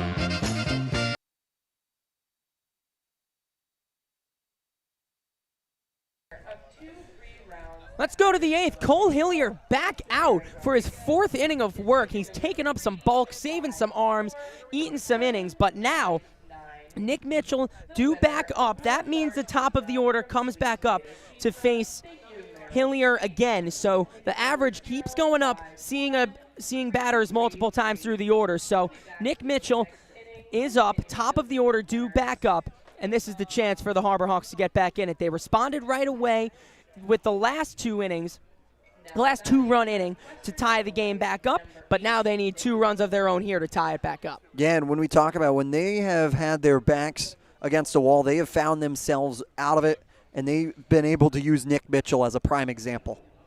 He's come in and looked like a real textbook leadoff hitter. He takes the first pitch on the corner for strike 1.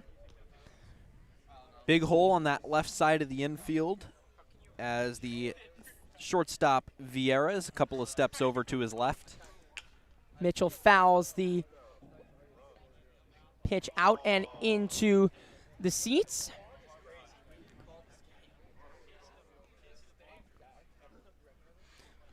So 0-2 the count on Mitchell.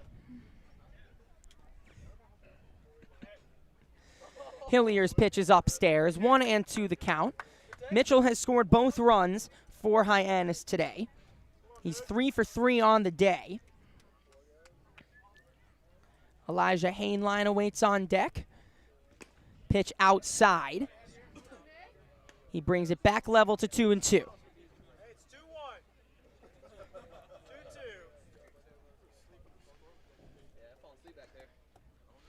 So 2-2 the count on Mitchell. Hillier deals. He's ripped it into right field. It's a base hit. Cutting over to cut it off is Cook. He fires in to hold Mitchell to a single. Have a day, Nick Mitchell. 4 for 4 on the day. Let's see if he can score his 3rd run. Yeah, really good approach there. He choked up on that bat in a 2-strike count, was able to use that bat control. We've said it time and time again. Having that bat control is so valuable. He still hit that ball really hard down the right field line. Really good piece of hitting. Yes, looked out in front, but in control too. Yeah. That's what really constitutes a good leadoff hitter. As the first pitch to Hainline is inside, not losing control of that bat, and even though it's an off-speed pitch, you're out in front, wrapping that down the line. So Mitchell leads off first. Hainline at the dish. 1-0 tipped up and over the screen. That one's on a tough car out with the parking lot directly behind him. And it split the uprights. It landed straight between 2 people. Whew.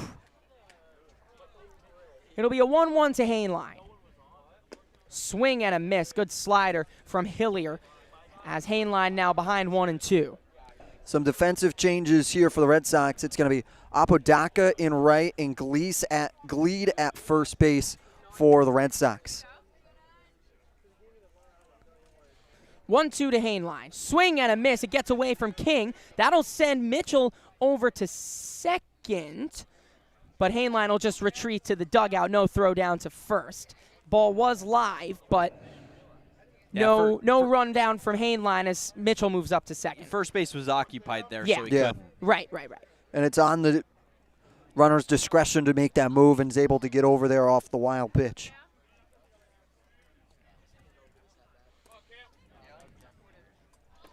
Now up steps Smith, guy you want up in this situation. The 3-4 hitters of Smith and Kelly becoming a real dynamic duo when you get them up in the correct situations. First pitch to Smith. Catches the outside corner.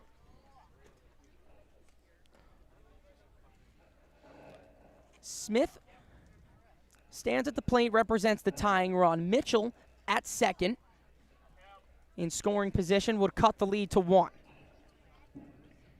Count is 0-1 on the Seminole. He check swings it foul, and he's quickly behind 0-2.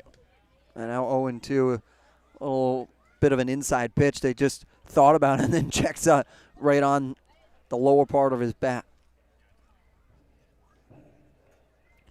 0-2 the count on Smith.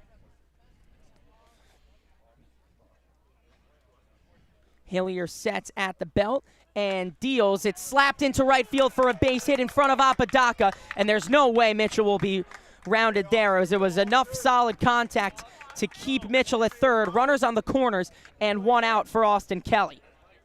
Good piece of hitting, finding the hole in the defense, getting that one out to right field, and setting the table for Austin Kelly. And the big part of that one is Cam Smith has some really good speed over at first base. So he represents the tying run and will definitely be rearing to go as the fog has suddenly really began to roll in here.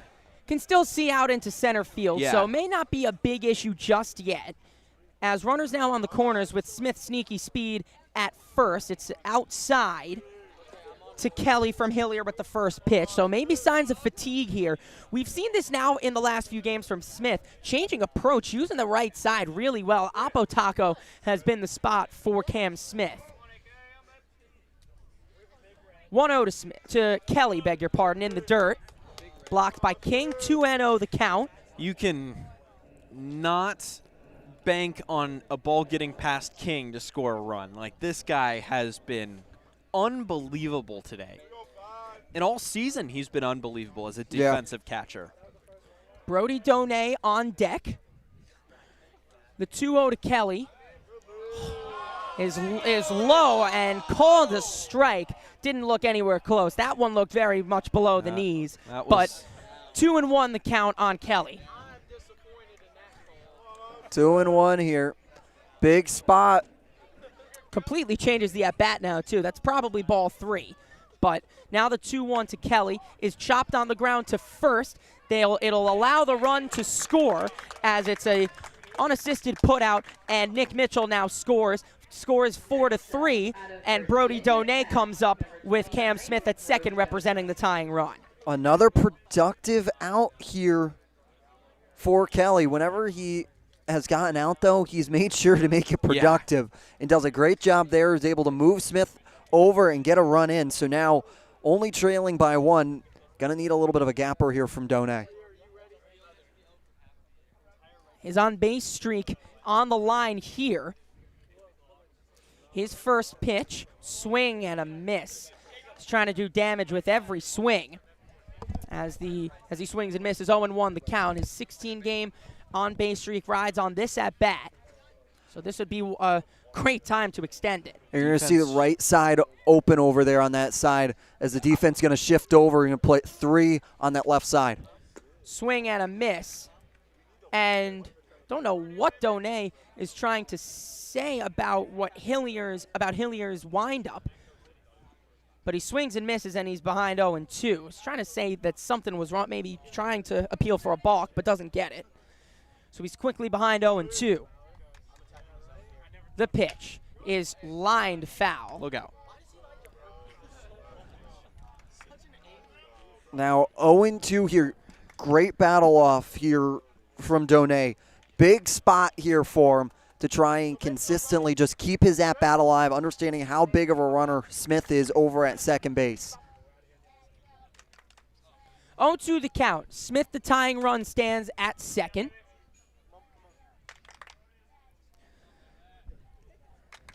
Hillier sets and deals, tipped into the screen, and just off of King will do it again. Donay right on at the last 2 pitches. Yeah, big one there. Great foul off from Donay, keeping his at-bat alive here. That's what you need. Still 0-2 the count on Donay. Tying run stands at second base in the form of Smith with 2 outs here in the top of the 8th. Hillier sets and deals. Swing and a miss at the low pitch. They'll throw down to first and make sure Donay is retired. So the tying run stranded, but one more does come across, and barring anything else, they'll only face a 1-run deficit heading into the 9th. But first, let's go to the bottom of the 8th, 4-3 to YD. We all have obstacles, challenges at different points in life. I still push myself every single day, and the harder I push myself, the more I find myself drawn to wearing UFOs. The first time I put on a pair of UFOs, it was like someone released the pressure. It was so crazy. When you are recovered and can do more, that has a compounding effect on all aspects of your life. Stepping into a pair of UFOs, they're truly one of a kind. There's nothing like them. Best ever? Good question.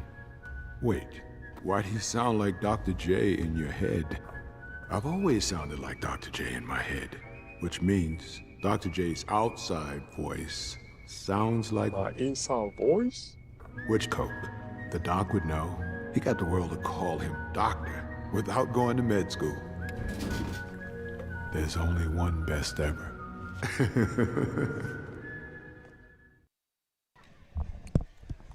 To the bottom of the 8th we go. Just a 1-run deficit now as the Hawks cut into it last inning, and Michael Rodriguez's day is done, and we will get to see the first of Jack O'Connor on the season.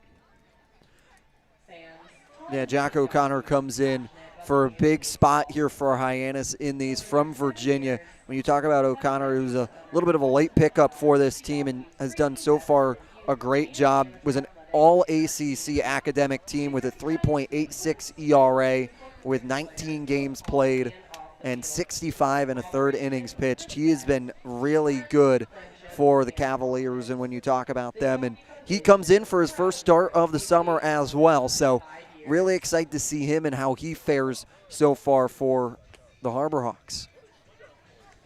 So he's got a 1-run deficit to hold for his team and send them into the top of the 9th in an event in the try to tie this game. But you wonder if we may even get there because the fog has really blown in. Hasn't played much of a factor yet, but we'll see if there are any fly balls out to center field, how Nick Mitchell will deal with them. Yeah, and it was big that Hyannis, obviously it was big that Hyannis didn't get that runner in from second in the previous inning, but it's made almost bigger in the fact that we don't know how much more time this game has because of A, the sunset, and B, the fog that's rolling in right now. Yeah, you're playing against very two realistic opponents. So battling the elements.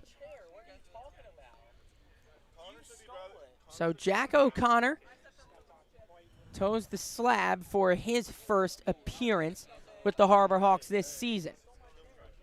His first pitch is lined into center and in front of Mitchell for a base hit. It almost skipped by him, but he gloves it just in time. So a leadoff single for Nathan Archer.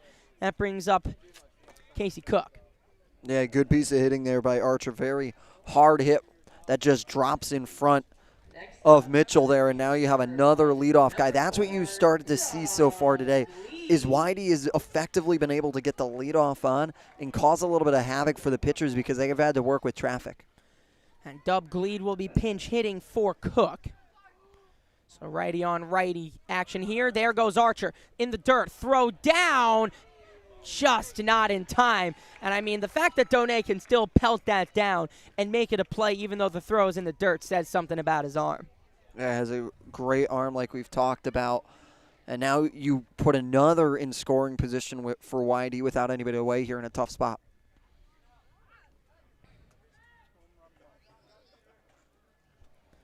It'll be a 1-0 on Dub Gleed.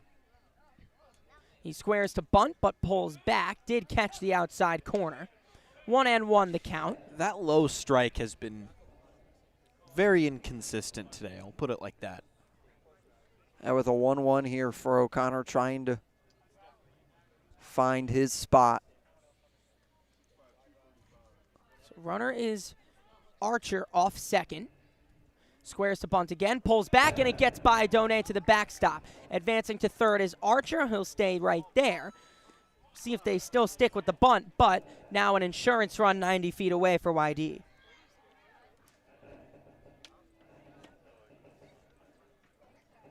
Now here with a 2-1 and a big spot. You want to try and really focus on Gleed.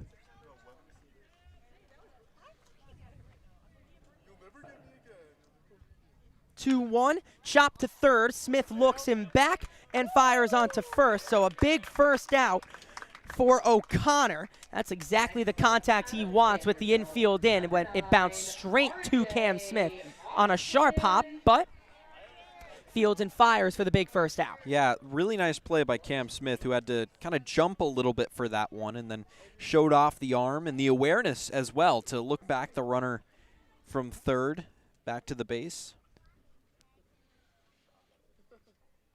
First pitch to Austin as the lineup turns over is low. So Rodriguez only being used for the high leverage situation. Did let up the run. Goes on Lanthier's ticker. Rocks and deals inside. 2-0 the count on RJ Austin. Now Austin back to the top of this lineup here. O'Connor's just got to try and hammer the zone and try and get outs that you're able to move on. It's low, so 3-0 the count on Austin with Xander Darby on deck. Got the open base at first. Definitely walk is not the worst thing in the world here. Swing and a miss. Had the green light on the 3-0. And then also, if you do walk him, you open up the double play possibility as well for Hyannis, who already has one out that could get him out of this bottom of the eighth. The 3-1 to Austin. It's spiked, and Donay with a good block to keep Archer at third. So runners on the corners for Darby. Out of UC Santa Barbara, number 12, Xander Darby. Now you have Darby here. Third baseman. Now runners on the corners. Watch here for YD to try and elicit a throw from Donay, as Austin, with his speed, might be able to try and go steal second base, and they want to see if they're able to throw it down to get Archer to come across. I wouldn't be surprised if he's in motion on the first two pitches. It's a fly ball to the third base side. Smith loses his hat, but he watches it go just over the screen. Almost ran over a kid. Yeah. He's doing a good job there, using his glove as a little bit of padding between him and the kid to try and move him in the direction he needed them to go. 0-1 the count. Runners on the corners for the Sox here in the bottom of the eighth. They hold a 4-3 lead. Long set from O'Connor. He deals. It's a bunt again. And O'Connor, glove will shove home, and he got him! A huge glove flip home from Jack O'Connor. They cut down the lead run. Still a one-run game here in the bottom of the eighth. What a glove flip by O'Connor. It got caught up in the grass. He's got to come off the bump charging. It's directly in his motion. He's able to glove it and then flips it over to Donay. It's a beautiful placement. He's got to come back over for and snaps the tag right down in time. And Archer just didn't have a good enough of a jump off of it, off of third base to get down there in time, and it still remains a 4-3 game.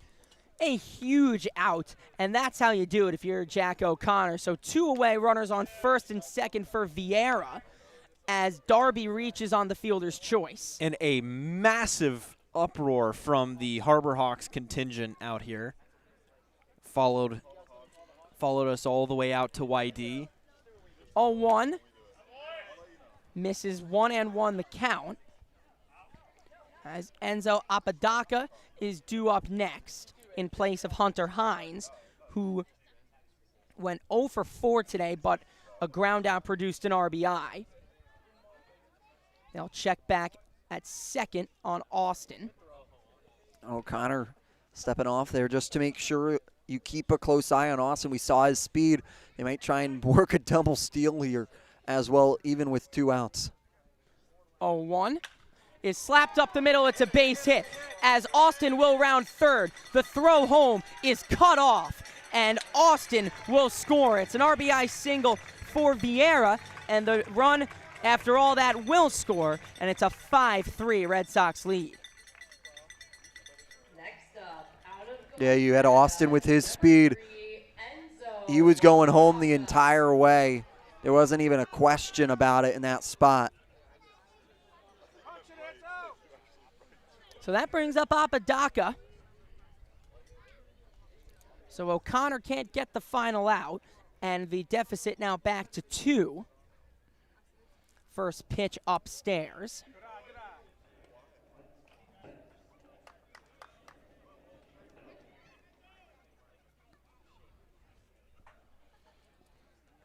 The 1-0 to Apodaca. It's a great name. It's low.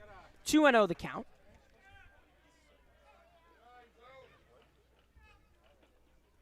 Yeah, Enzo Apodaca out of Gonzaga hit 281 for him. Here's the 2-0 from O'Connor. Fouled away.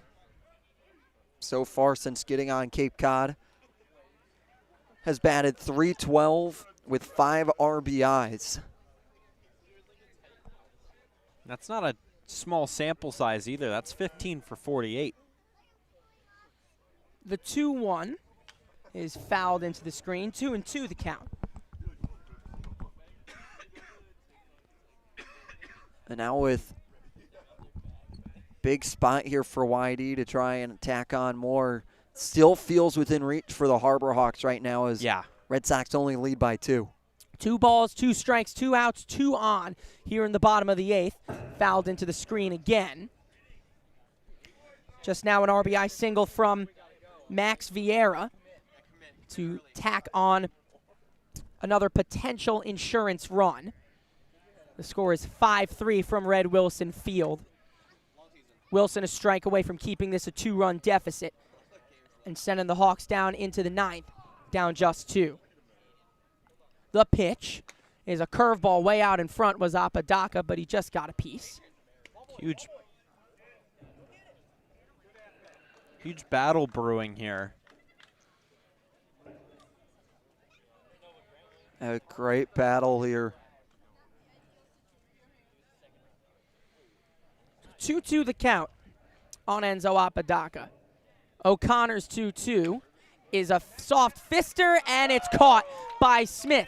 So they do score a run, but just 1 run as they leave 2 runners on. Let's go to the 9th. Last licks for the Hawks. They're down 5-3. 2 runs to tie it, 3 runs to take the lead.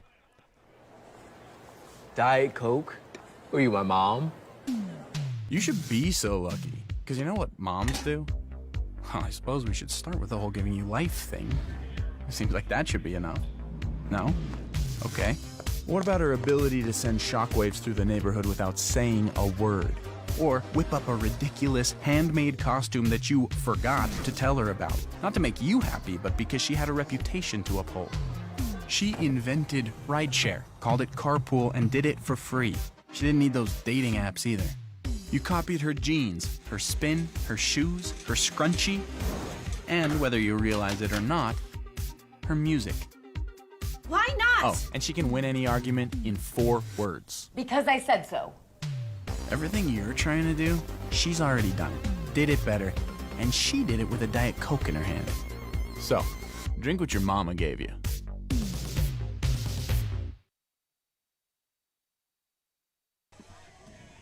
Cole Hillier's day is done. 4 fantastic innings of relief. Despite letting up 2 runs, he looked really sharp. Soft contact all around, and that brings in Hector Garcia, and he's been lights out so far since coming on the Cape. Yeah, Hector Garcia, since coming on, through 4 games, has a 1.35 ERA through 13 1/3 innings pitched, striking out 20, walking 1, and only has given up 5 hits. Garcia, when he has entered Cape Cod, has been electric, and in a big spot here is going to need it. And his last appearance coming on the 29th versus Bourne. He went 3 innings, got the save there, striking out 6, didn't walk anybody, 9 batters faced. 6 strikeouts to 9 batters faced in his last outing. This guy is a strikeout machine. All but nails on the mound from Hector Garcia. He's got Earhart, Bates, and Lipsy to face. You wonder maybe if the bench will be utilized in this inning.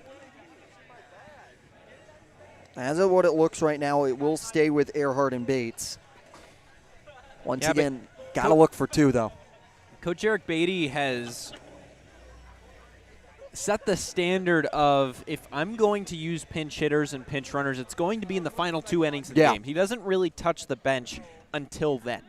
Yeah, he wants it to be situational late in the game when he wants to have a conversation there and make it the best outcome he possibly could ask for. He's got Snow, Parker, Lane, and Taylor, all righties on the bench. So no pinch hitters just yet. The inning will start with Zach Earhart as the fog is now really settling in into center, losing a bit of vision in center field in the trees there. Yeah, this fog right now could play another big factor into this. An advantage Hyannis for as long as this game goes on. Garcia's first pitch.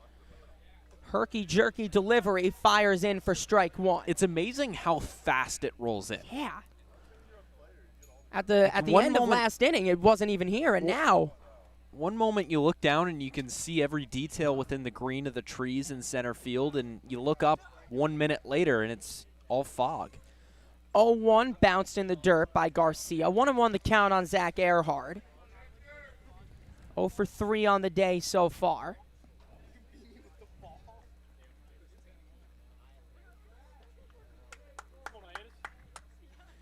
Here's the 1-1.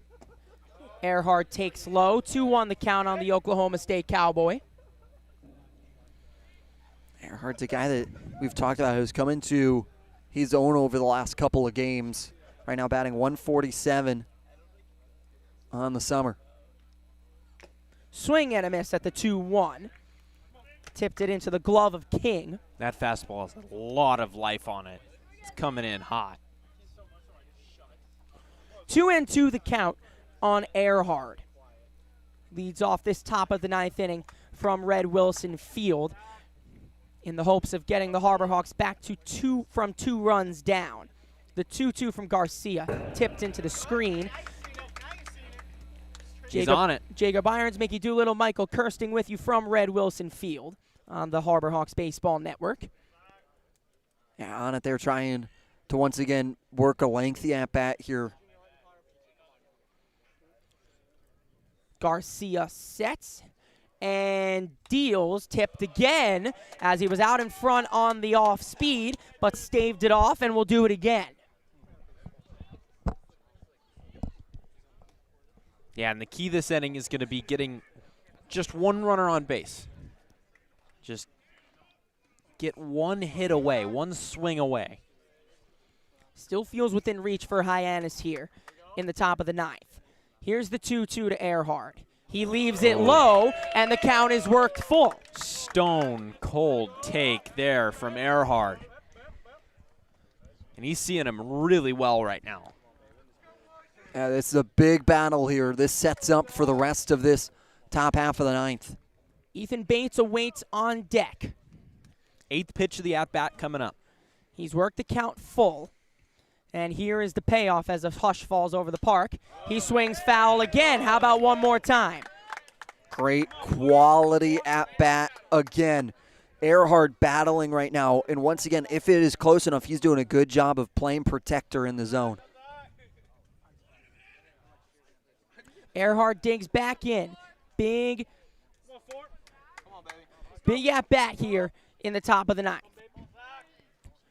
Garcia's payoff pitch is low. What an at-bat from Zach Earhart. And he starts the ninth inning with a walk. And he turns to his dugout and he yells, "Let's go." That was one of the best at-bats we've seen all year against a reliever like Garcia that is electric. That's only Garcia's second walk of the summer as well. That is a huge walk right now from Earhart, who stands at first and now applies a little bit more pressure for a guy that has a whip at 4.5. Good speed at first, too, is Earhart. First pitch to Bates, upstairs.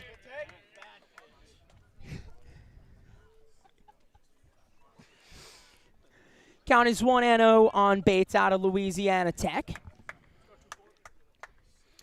Earhart starts off the inning with a great at-bat and a walk.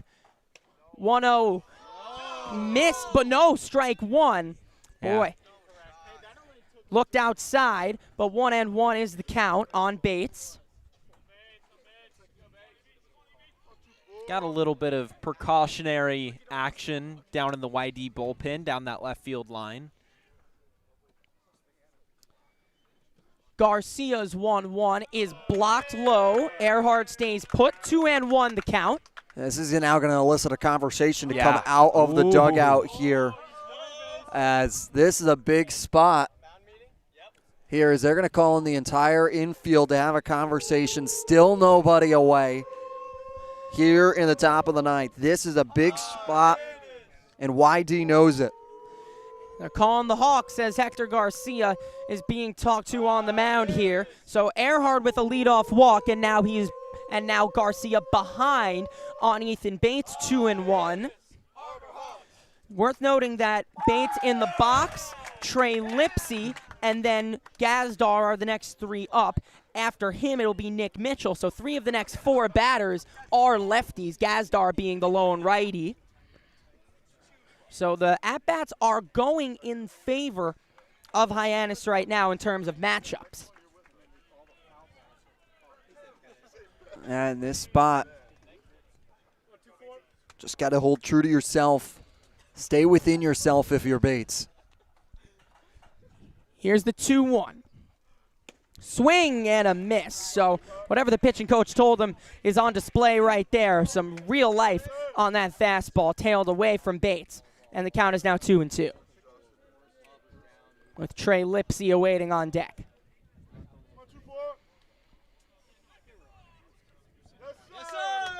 And they've called a balk. And now Earhart on to second with no play. That takes the double play out of order. Once again, now you put another in scoring position with nobody away here with one at second base. That is a huge call there. And now Garcia working up against the elements right now. So 2-2 the count. Earhart now leads off second. Garcia deals. Off speed, foul ball first base side. Over is Apodaca, and it reaches the seats.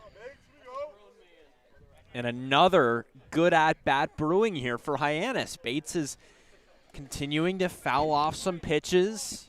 He's laid off a couple of tough ones as well. We'll do the 2-2 again. Bates working a good at-bat after Earhart worked a 9-10 pitch walk. Garcia deals. He got him looking. He's punched out as it caught the inside corner. Bates mystified, and there is one away. Big strikeout for Garcia.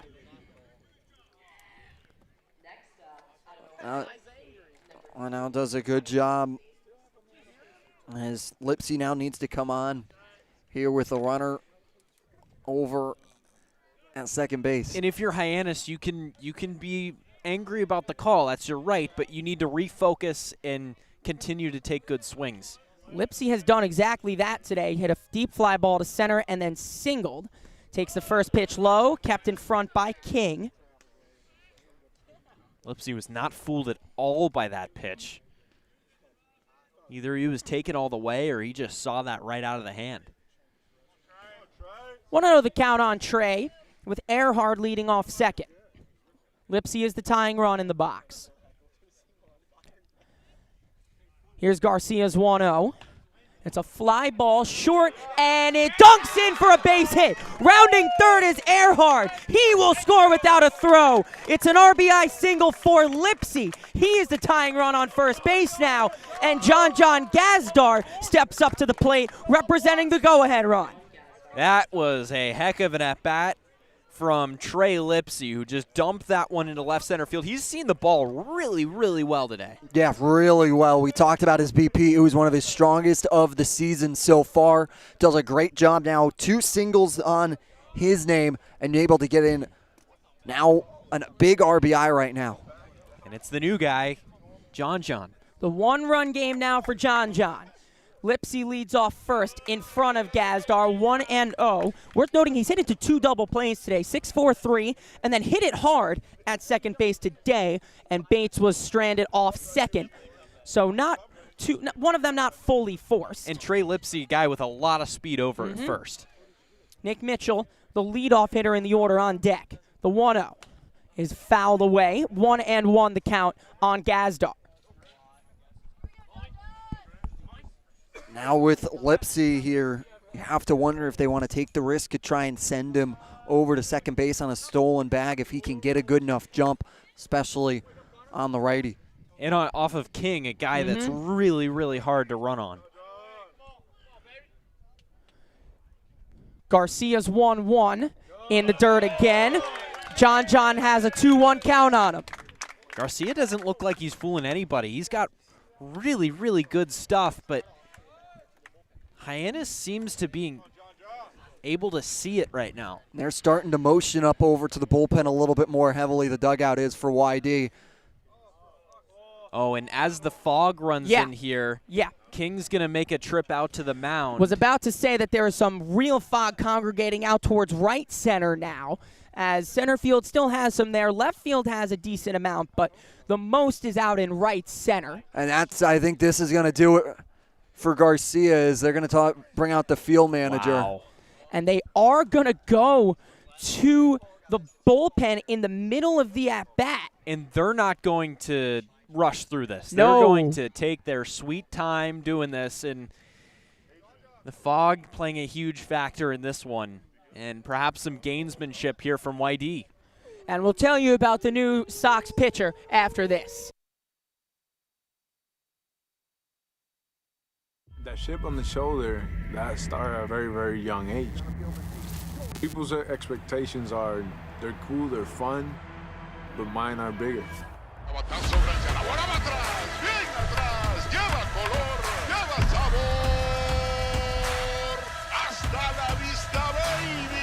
When you play in New York, they want to see winners. It doesn't matter if it's a Monday or a Friday or a Saturday. You got to come with it, or those fans will let you know. Pick one thing from me, pick one other thing from another player, make it your own, you turn to who you want to be. What motivates me is the unknown. You know, how good can I be? You get away from the lights, you get away from the camera. Mientras más presente yo esté en la caja de bateo, más éxito tengo. Man, how can you not keep it fun, man? This is a kid's game. If you could go back and tell 10-year-old Francisco one thing, what would it be? You're a bad mother. Yeah, get it, Jacob Irons. It's about comeback time. They need one more run to the Hyannis Harbor Hawks. And your song, Fightin' Irish Song, is on. Trey Lipsy on first represents the tying run. John Gazdar in a 2-1 count has a pitcher changed on him. It's Leighton Finley, the Georgia Bulldog, to try and finish this up. Yeah, so far through 4 games played, has not allowed an earned run yet, has a 0.00 ERA through 10 1/3 innings pitched, has struck out 12, has walked 3, given up 7 hits. Does have 1 unearned run against him that came on the 25th against Orleans. This is a big one. Last appearance coming against Brewster on the 1st of July. But this is a big opportunity here. And just over that pitching break, it looks like the fog has loosened up a little bit out in right center field as we cross our fingers and knock on wood. Finley, a Savannah Banana, appeared in 10 of them for the Bananas last year. Also part of the Blue Jays scout team. So big spot here. They bring on another righty to face Gazdar. As after Mitchell, it'll be, should the game continue past Mitchell, it'll be Hainline and Smith, both righties. So Gazdar has a 2-1 count on him.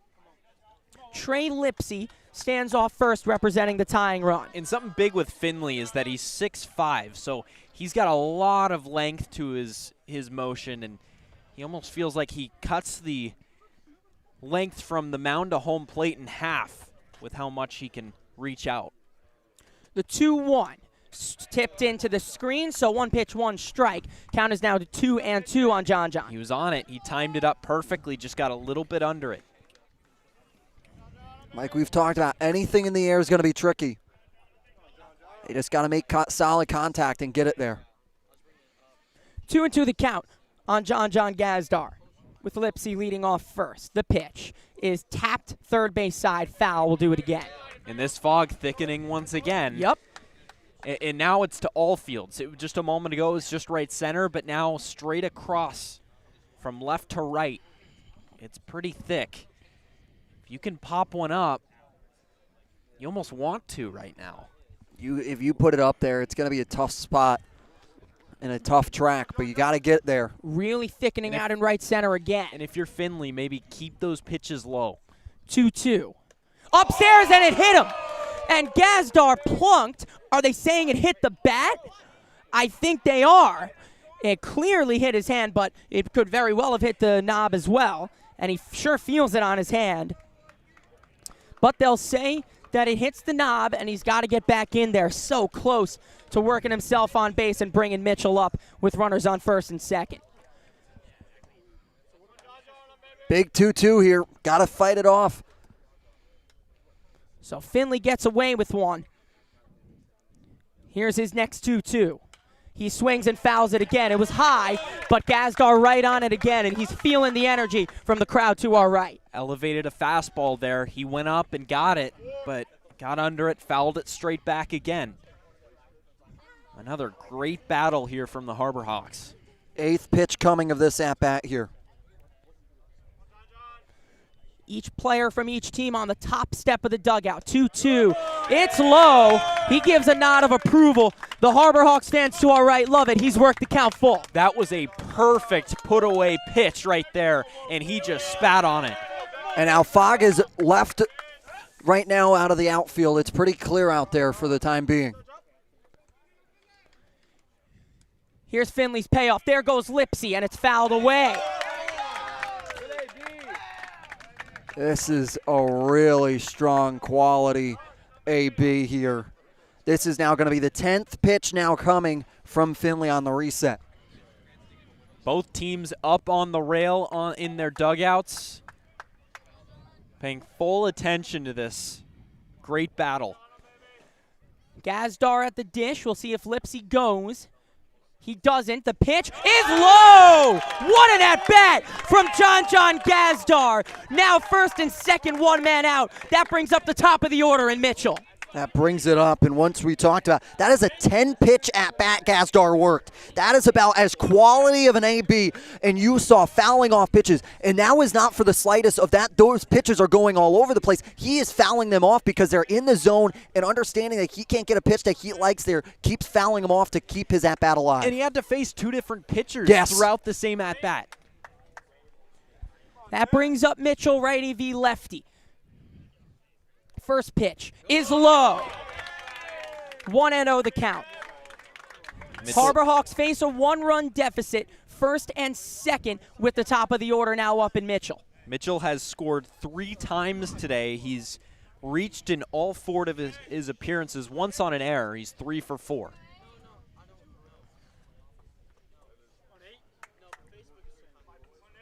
The 1-0 to Mitchell. Whoa, there goes the bat down the right field line. as it's getting a little wet out here with the fog. So he swings and misses at the pitch, and that's how the bat goes flying. That's just going to toss a little bit more pine tar on it there in that situation. Dangerous play as that one went down the right field line, but no harm. So 1-1 the count. Again, the situation, runners are on first and second. Lipsy and Gazdar are the runners, with Hainline due up and Mitchell at the dish. And a good amount of speed on the base paths right now. So with the lefty, I don't know if you go double steal here, but still something to pay attention to. Lipsy, good speed at second. A single could score him. I'm not stealing here. With all those runners on, you need the one run, so I'm keeping him put. But so that would set up a sac fly. Oh, yeah. But yep. I think it'd be a little too risky. Lipsy dances, and they check back on him. Perhaps straying the focus a little bit of Leighton Finley on the mound. And you especially don't steal with a lefty in the box. Yes. The third baseman, Darby, with his toes on the grass. Infielders at double play depth. The 1-1 to Mitchell. Upstairs, 2-1 the count on the Western Illinois product. Showing his Hoosier strength in this at bat. That's where he'll be playing next year. One man out, runners on first and second. In a one-run game from Red Wilson Field. Sun's gone, fog set in. Here's the 2-1 to Mitchell. Swings and fouls it into the screen. 2-2 the count. Yeah. Good cut from Mitchell. He was right on it. Fought off a good pitch there. Just kind of took it off of his knuckles a little bit. Fouled it back to the screen. It was on the inner third of the plate. You want to watch the defense here. Here in this situation, you're going to have Vieira positioned right at second base, and they are going to heavy on that right side. They're leaving a big gap between Vieira, who's standing directly at second, and Darby, who's holding down the line over at third base as well. That traditional shortstop position is wide open. The 2-2 coming to Mitchell. He tips it into the screen, stays alive. He is choked up so far on that bat, and he has all day.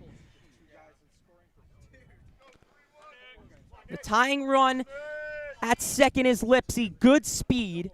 One to the outfield could score him, but a ground ball to the infield could end the game. Mitchell digs in. It'll be a 2-2 pitch again. Finley winds and deals. It's on the ground to second. This could be the game. There's one. On to first. They won't throw it to first. So they get one. That runner being Gazdar. So that brings up Elijah Hainline. Just the one out. So the Hawks down to their final out in the form of Elijah Hainline with the tying run 90 feet away. Yeah, and that'll be a righty-on-righty matchup as King's going to come out from behind home plate, give some signals to his defense, but it looks like they're going to play him, for the most part, straight up on the infield. They have two outs. They just want to get that final one, but Elijah Hainline stands in their way. Good speed on first. Reckon they'll send Mitchell, maybe even without a throw. The first pitch to Hainline, up and in. 1-0. It is going to be tough to get one by Will King, but should one get by, Lipsy could score on a wild pitch. Mitchell laid down a sac bunt in the sixth and reached on an error in the third. The 1-0 to Hainline. Upstairs, 2-0 the count. Finley's working it right now. He is trying any way possible to work that upper part of the zone. Hainline is not budging. Runners on the corners, the tying run on third with two away. 2-0 the count to the freshman Elijah Hainline. The 2-0 is low, and the count 3-0 on Hainline. Yeah, it was with good. Cam Smith due up next. That was a really good curveball in the dirt, but credit Hainline laying that one off. Probably not a pitch you want to throw on 2-0 if you're not okay with bringing up Smith. The 3-0 to Hainline. Right down Broadway. No way you're swinging at that. 3-1 the count. Count leverage here for Elijah Hainline. Takes a big, deep breath. This could be the pitch. Looked a little 50-50 at the top of the zone there, but good job laying off. Here's the 3-1 to Hainline. It's inside, and that loads the bases for the Harbor Hawks' hottest hitter in Cam Smith. These are some at-bats the Harbor Hawks have taken here in the 9th. From Earhard's walk to lead it off, to Lipsy's single, to John's walk as well. This is one of the better innings that they have had seeing the ball. And the Harbor Hawks crowd rises in anticipation.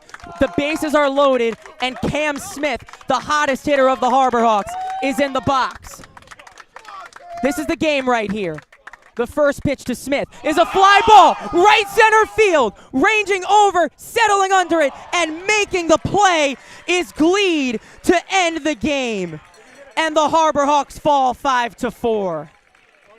It is for all the dramatics here, and a big showing resilient and grit that the Harbor Hawks had to fight back in this one. Quality ABs, big one down the stretch, and a really great showing from this lineup that was able to fight all the way until the last out. Those were some of the best at-bats you will ever see down the stretch of this game in that final inning. They were battling until the end, and ultimately just come oh so close in a 5-4 loss.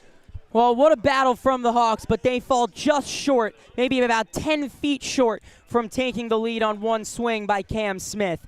And that is the ball game. 5-4, your final score. But guys, yeah, that last inning epitomizes it. It's been fight all season long, even though they've come up just short. Yeah, and really, they've done a great job of really responding when they've needed to. Did a great job tonight. You look at those at-bats, the one that you have to stand out to is the John Gazdar at-bat. 10-pitch at-bat through 2 pitches. That is a guy that continuously worked a quality AB there. You got to give credit to Lipsy, Gazdar, Mitchell, and Hainline for all of them working really good ABs and working Hector Garcia, who's been arguably one of the best closers right now on Cape Cod, out of the game to then bring in Finley to ultimately just have a pop fly that's mere feet away. And we were talking to their broadcasters just before the game, and they said if this guy comes in, it's game over. And Hyannis showed really great battle against them. So ultimately, from start to finish, Hyannis showed a lot of fight and ultimately come up short, but a lot to take away from this game. A lot to take away from is right. And, well, they'll be going into another off day tomorrow to Lowell Park on Friday after the off day. The Hawks fall just short at Red Wilson Field, 5-4, your final score. For Jacob Irons, for Mickey Doolittle, for our producers, Nico Sharp, Grant McNew, and Josh Schreiber. My name is Michael Kirsting, signing off from Red Wilson Field to Lowell Park on Friday. Have a nice day, everybody. If you live here, fun is your thing. If you live here, tough is your thing. Smart is your thing. Caring is your thing. If you live in Massachusetts, community is your thing. Since 1972, the Massachusetts State Lottery has provided over $25 billion to help cities and towns with the things they need most. If you live here, giving is your thing.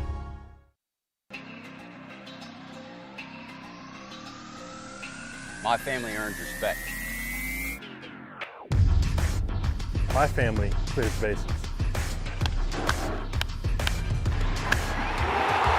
My family breaks records. My family wins MVPs.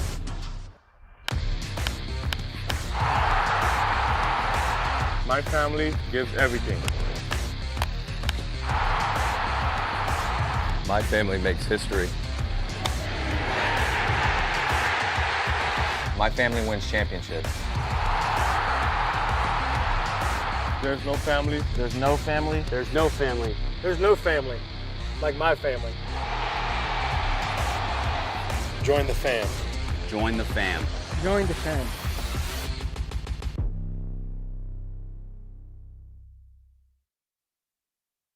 When Alaska Airlines needed a partner for the complex operations of travel, they made the switch to T-Mobile. Our 5G has Alaska Airlines and their customers covered, from major hubs to remote destinations, with 5G coverage ready now for the demands of today and the future. T-Mobile's network powers Alaska Airlines as they deliver next-level care for all customers.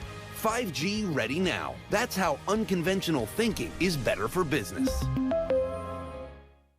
Coke Zero is now Coke Zero Sugar, with great Coke taste. Some people were excited to hear the news, some were skeptical. So we're not gonna have the star of the show you're watching come out and say, "You'll love it." No special jingle written by this week's hottest pop star. No famous internet celebs who happen to be holding the label just so. Okay, maybe just one little pour shot. The only thing that will make you believe Coke Zero Sugar has great Coke taste is trying it yourself. Ice cold Coke Zero Sugar. Try one today.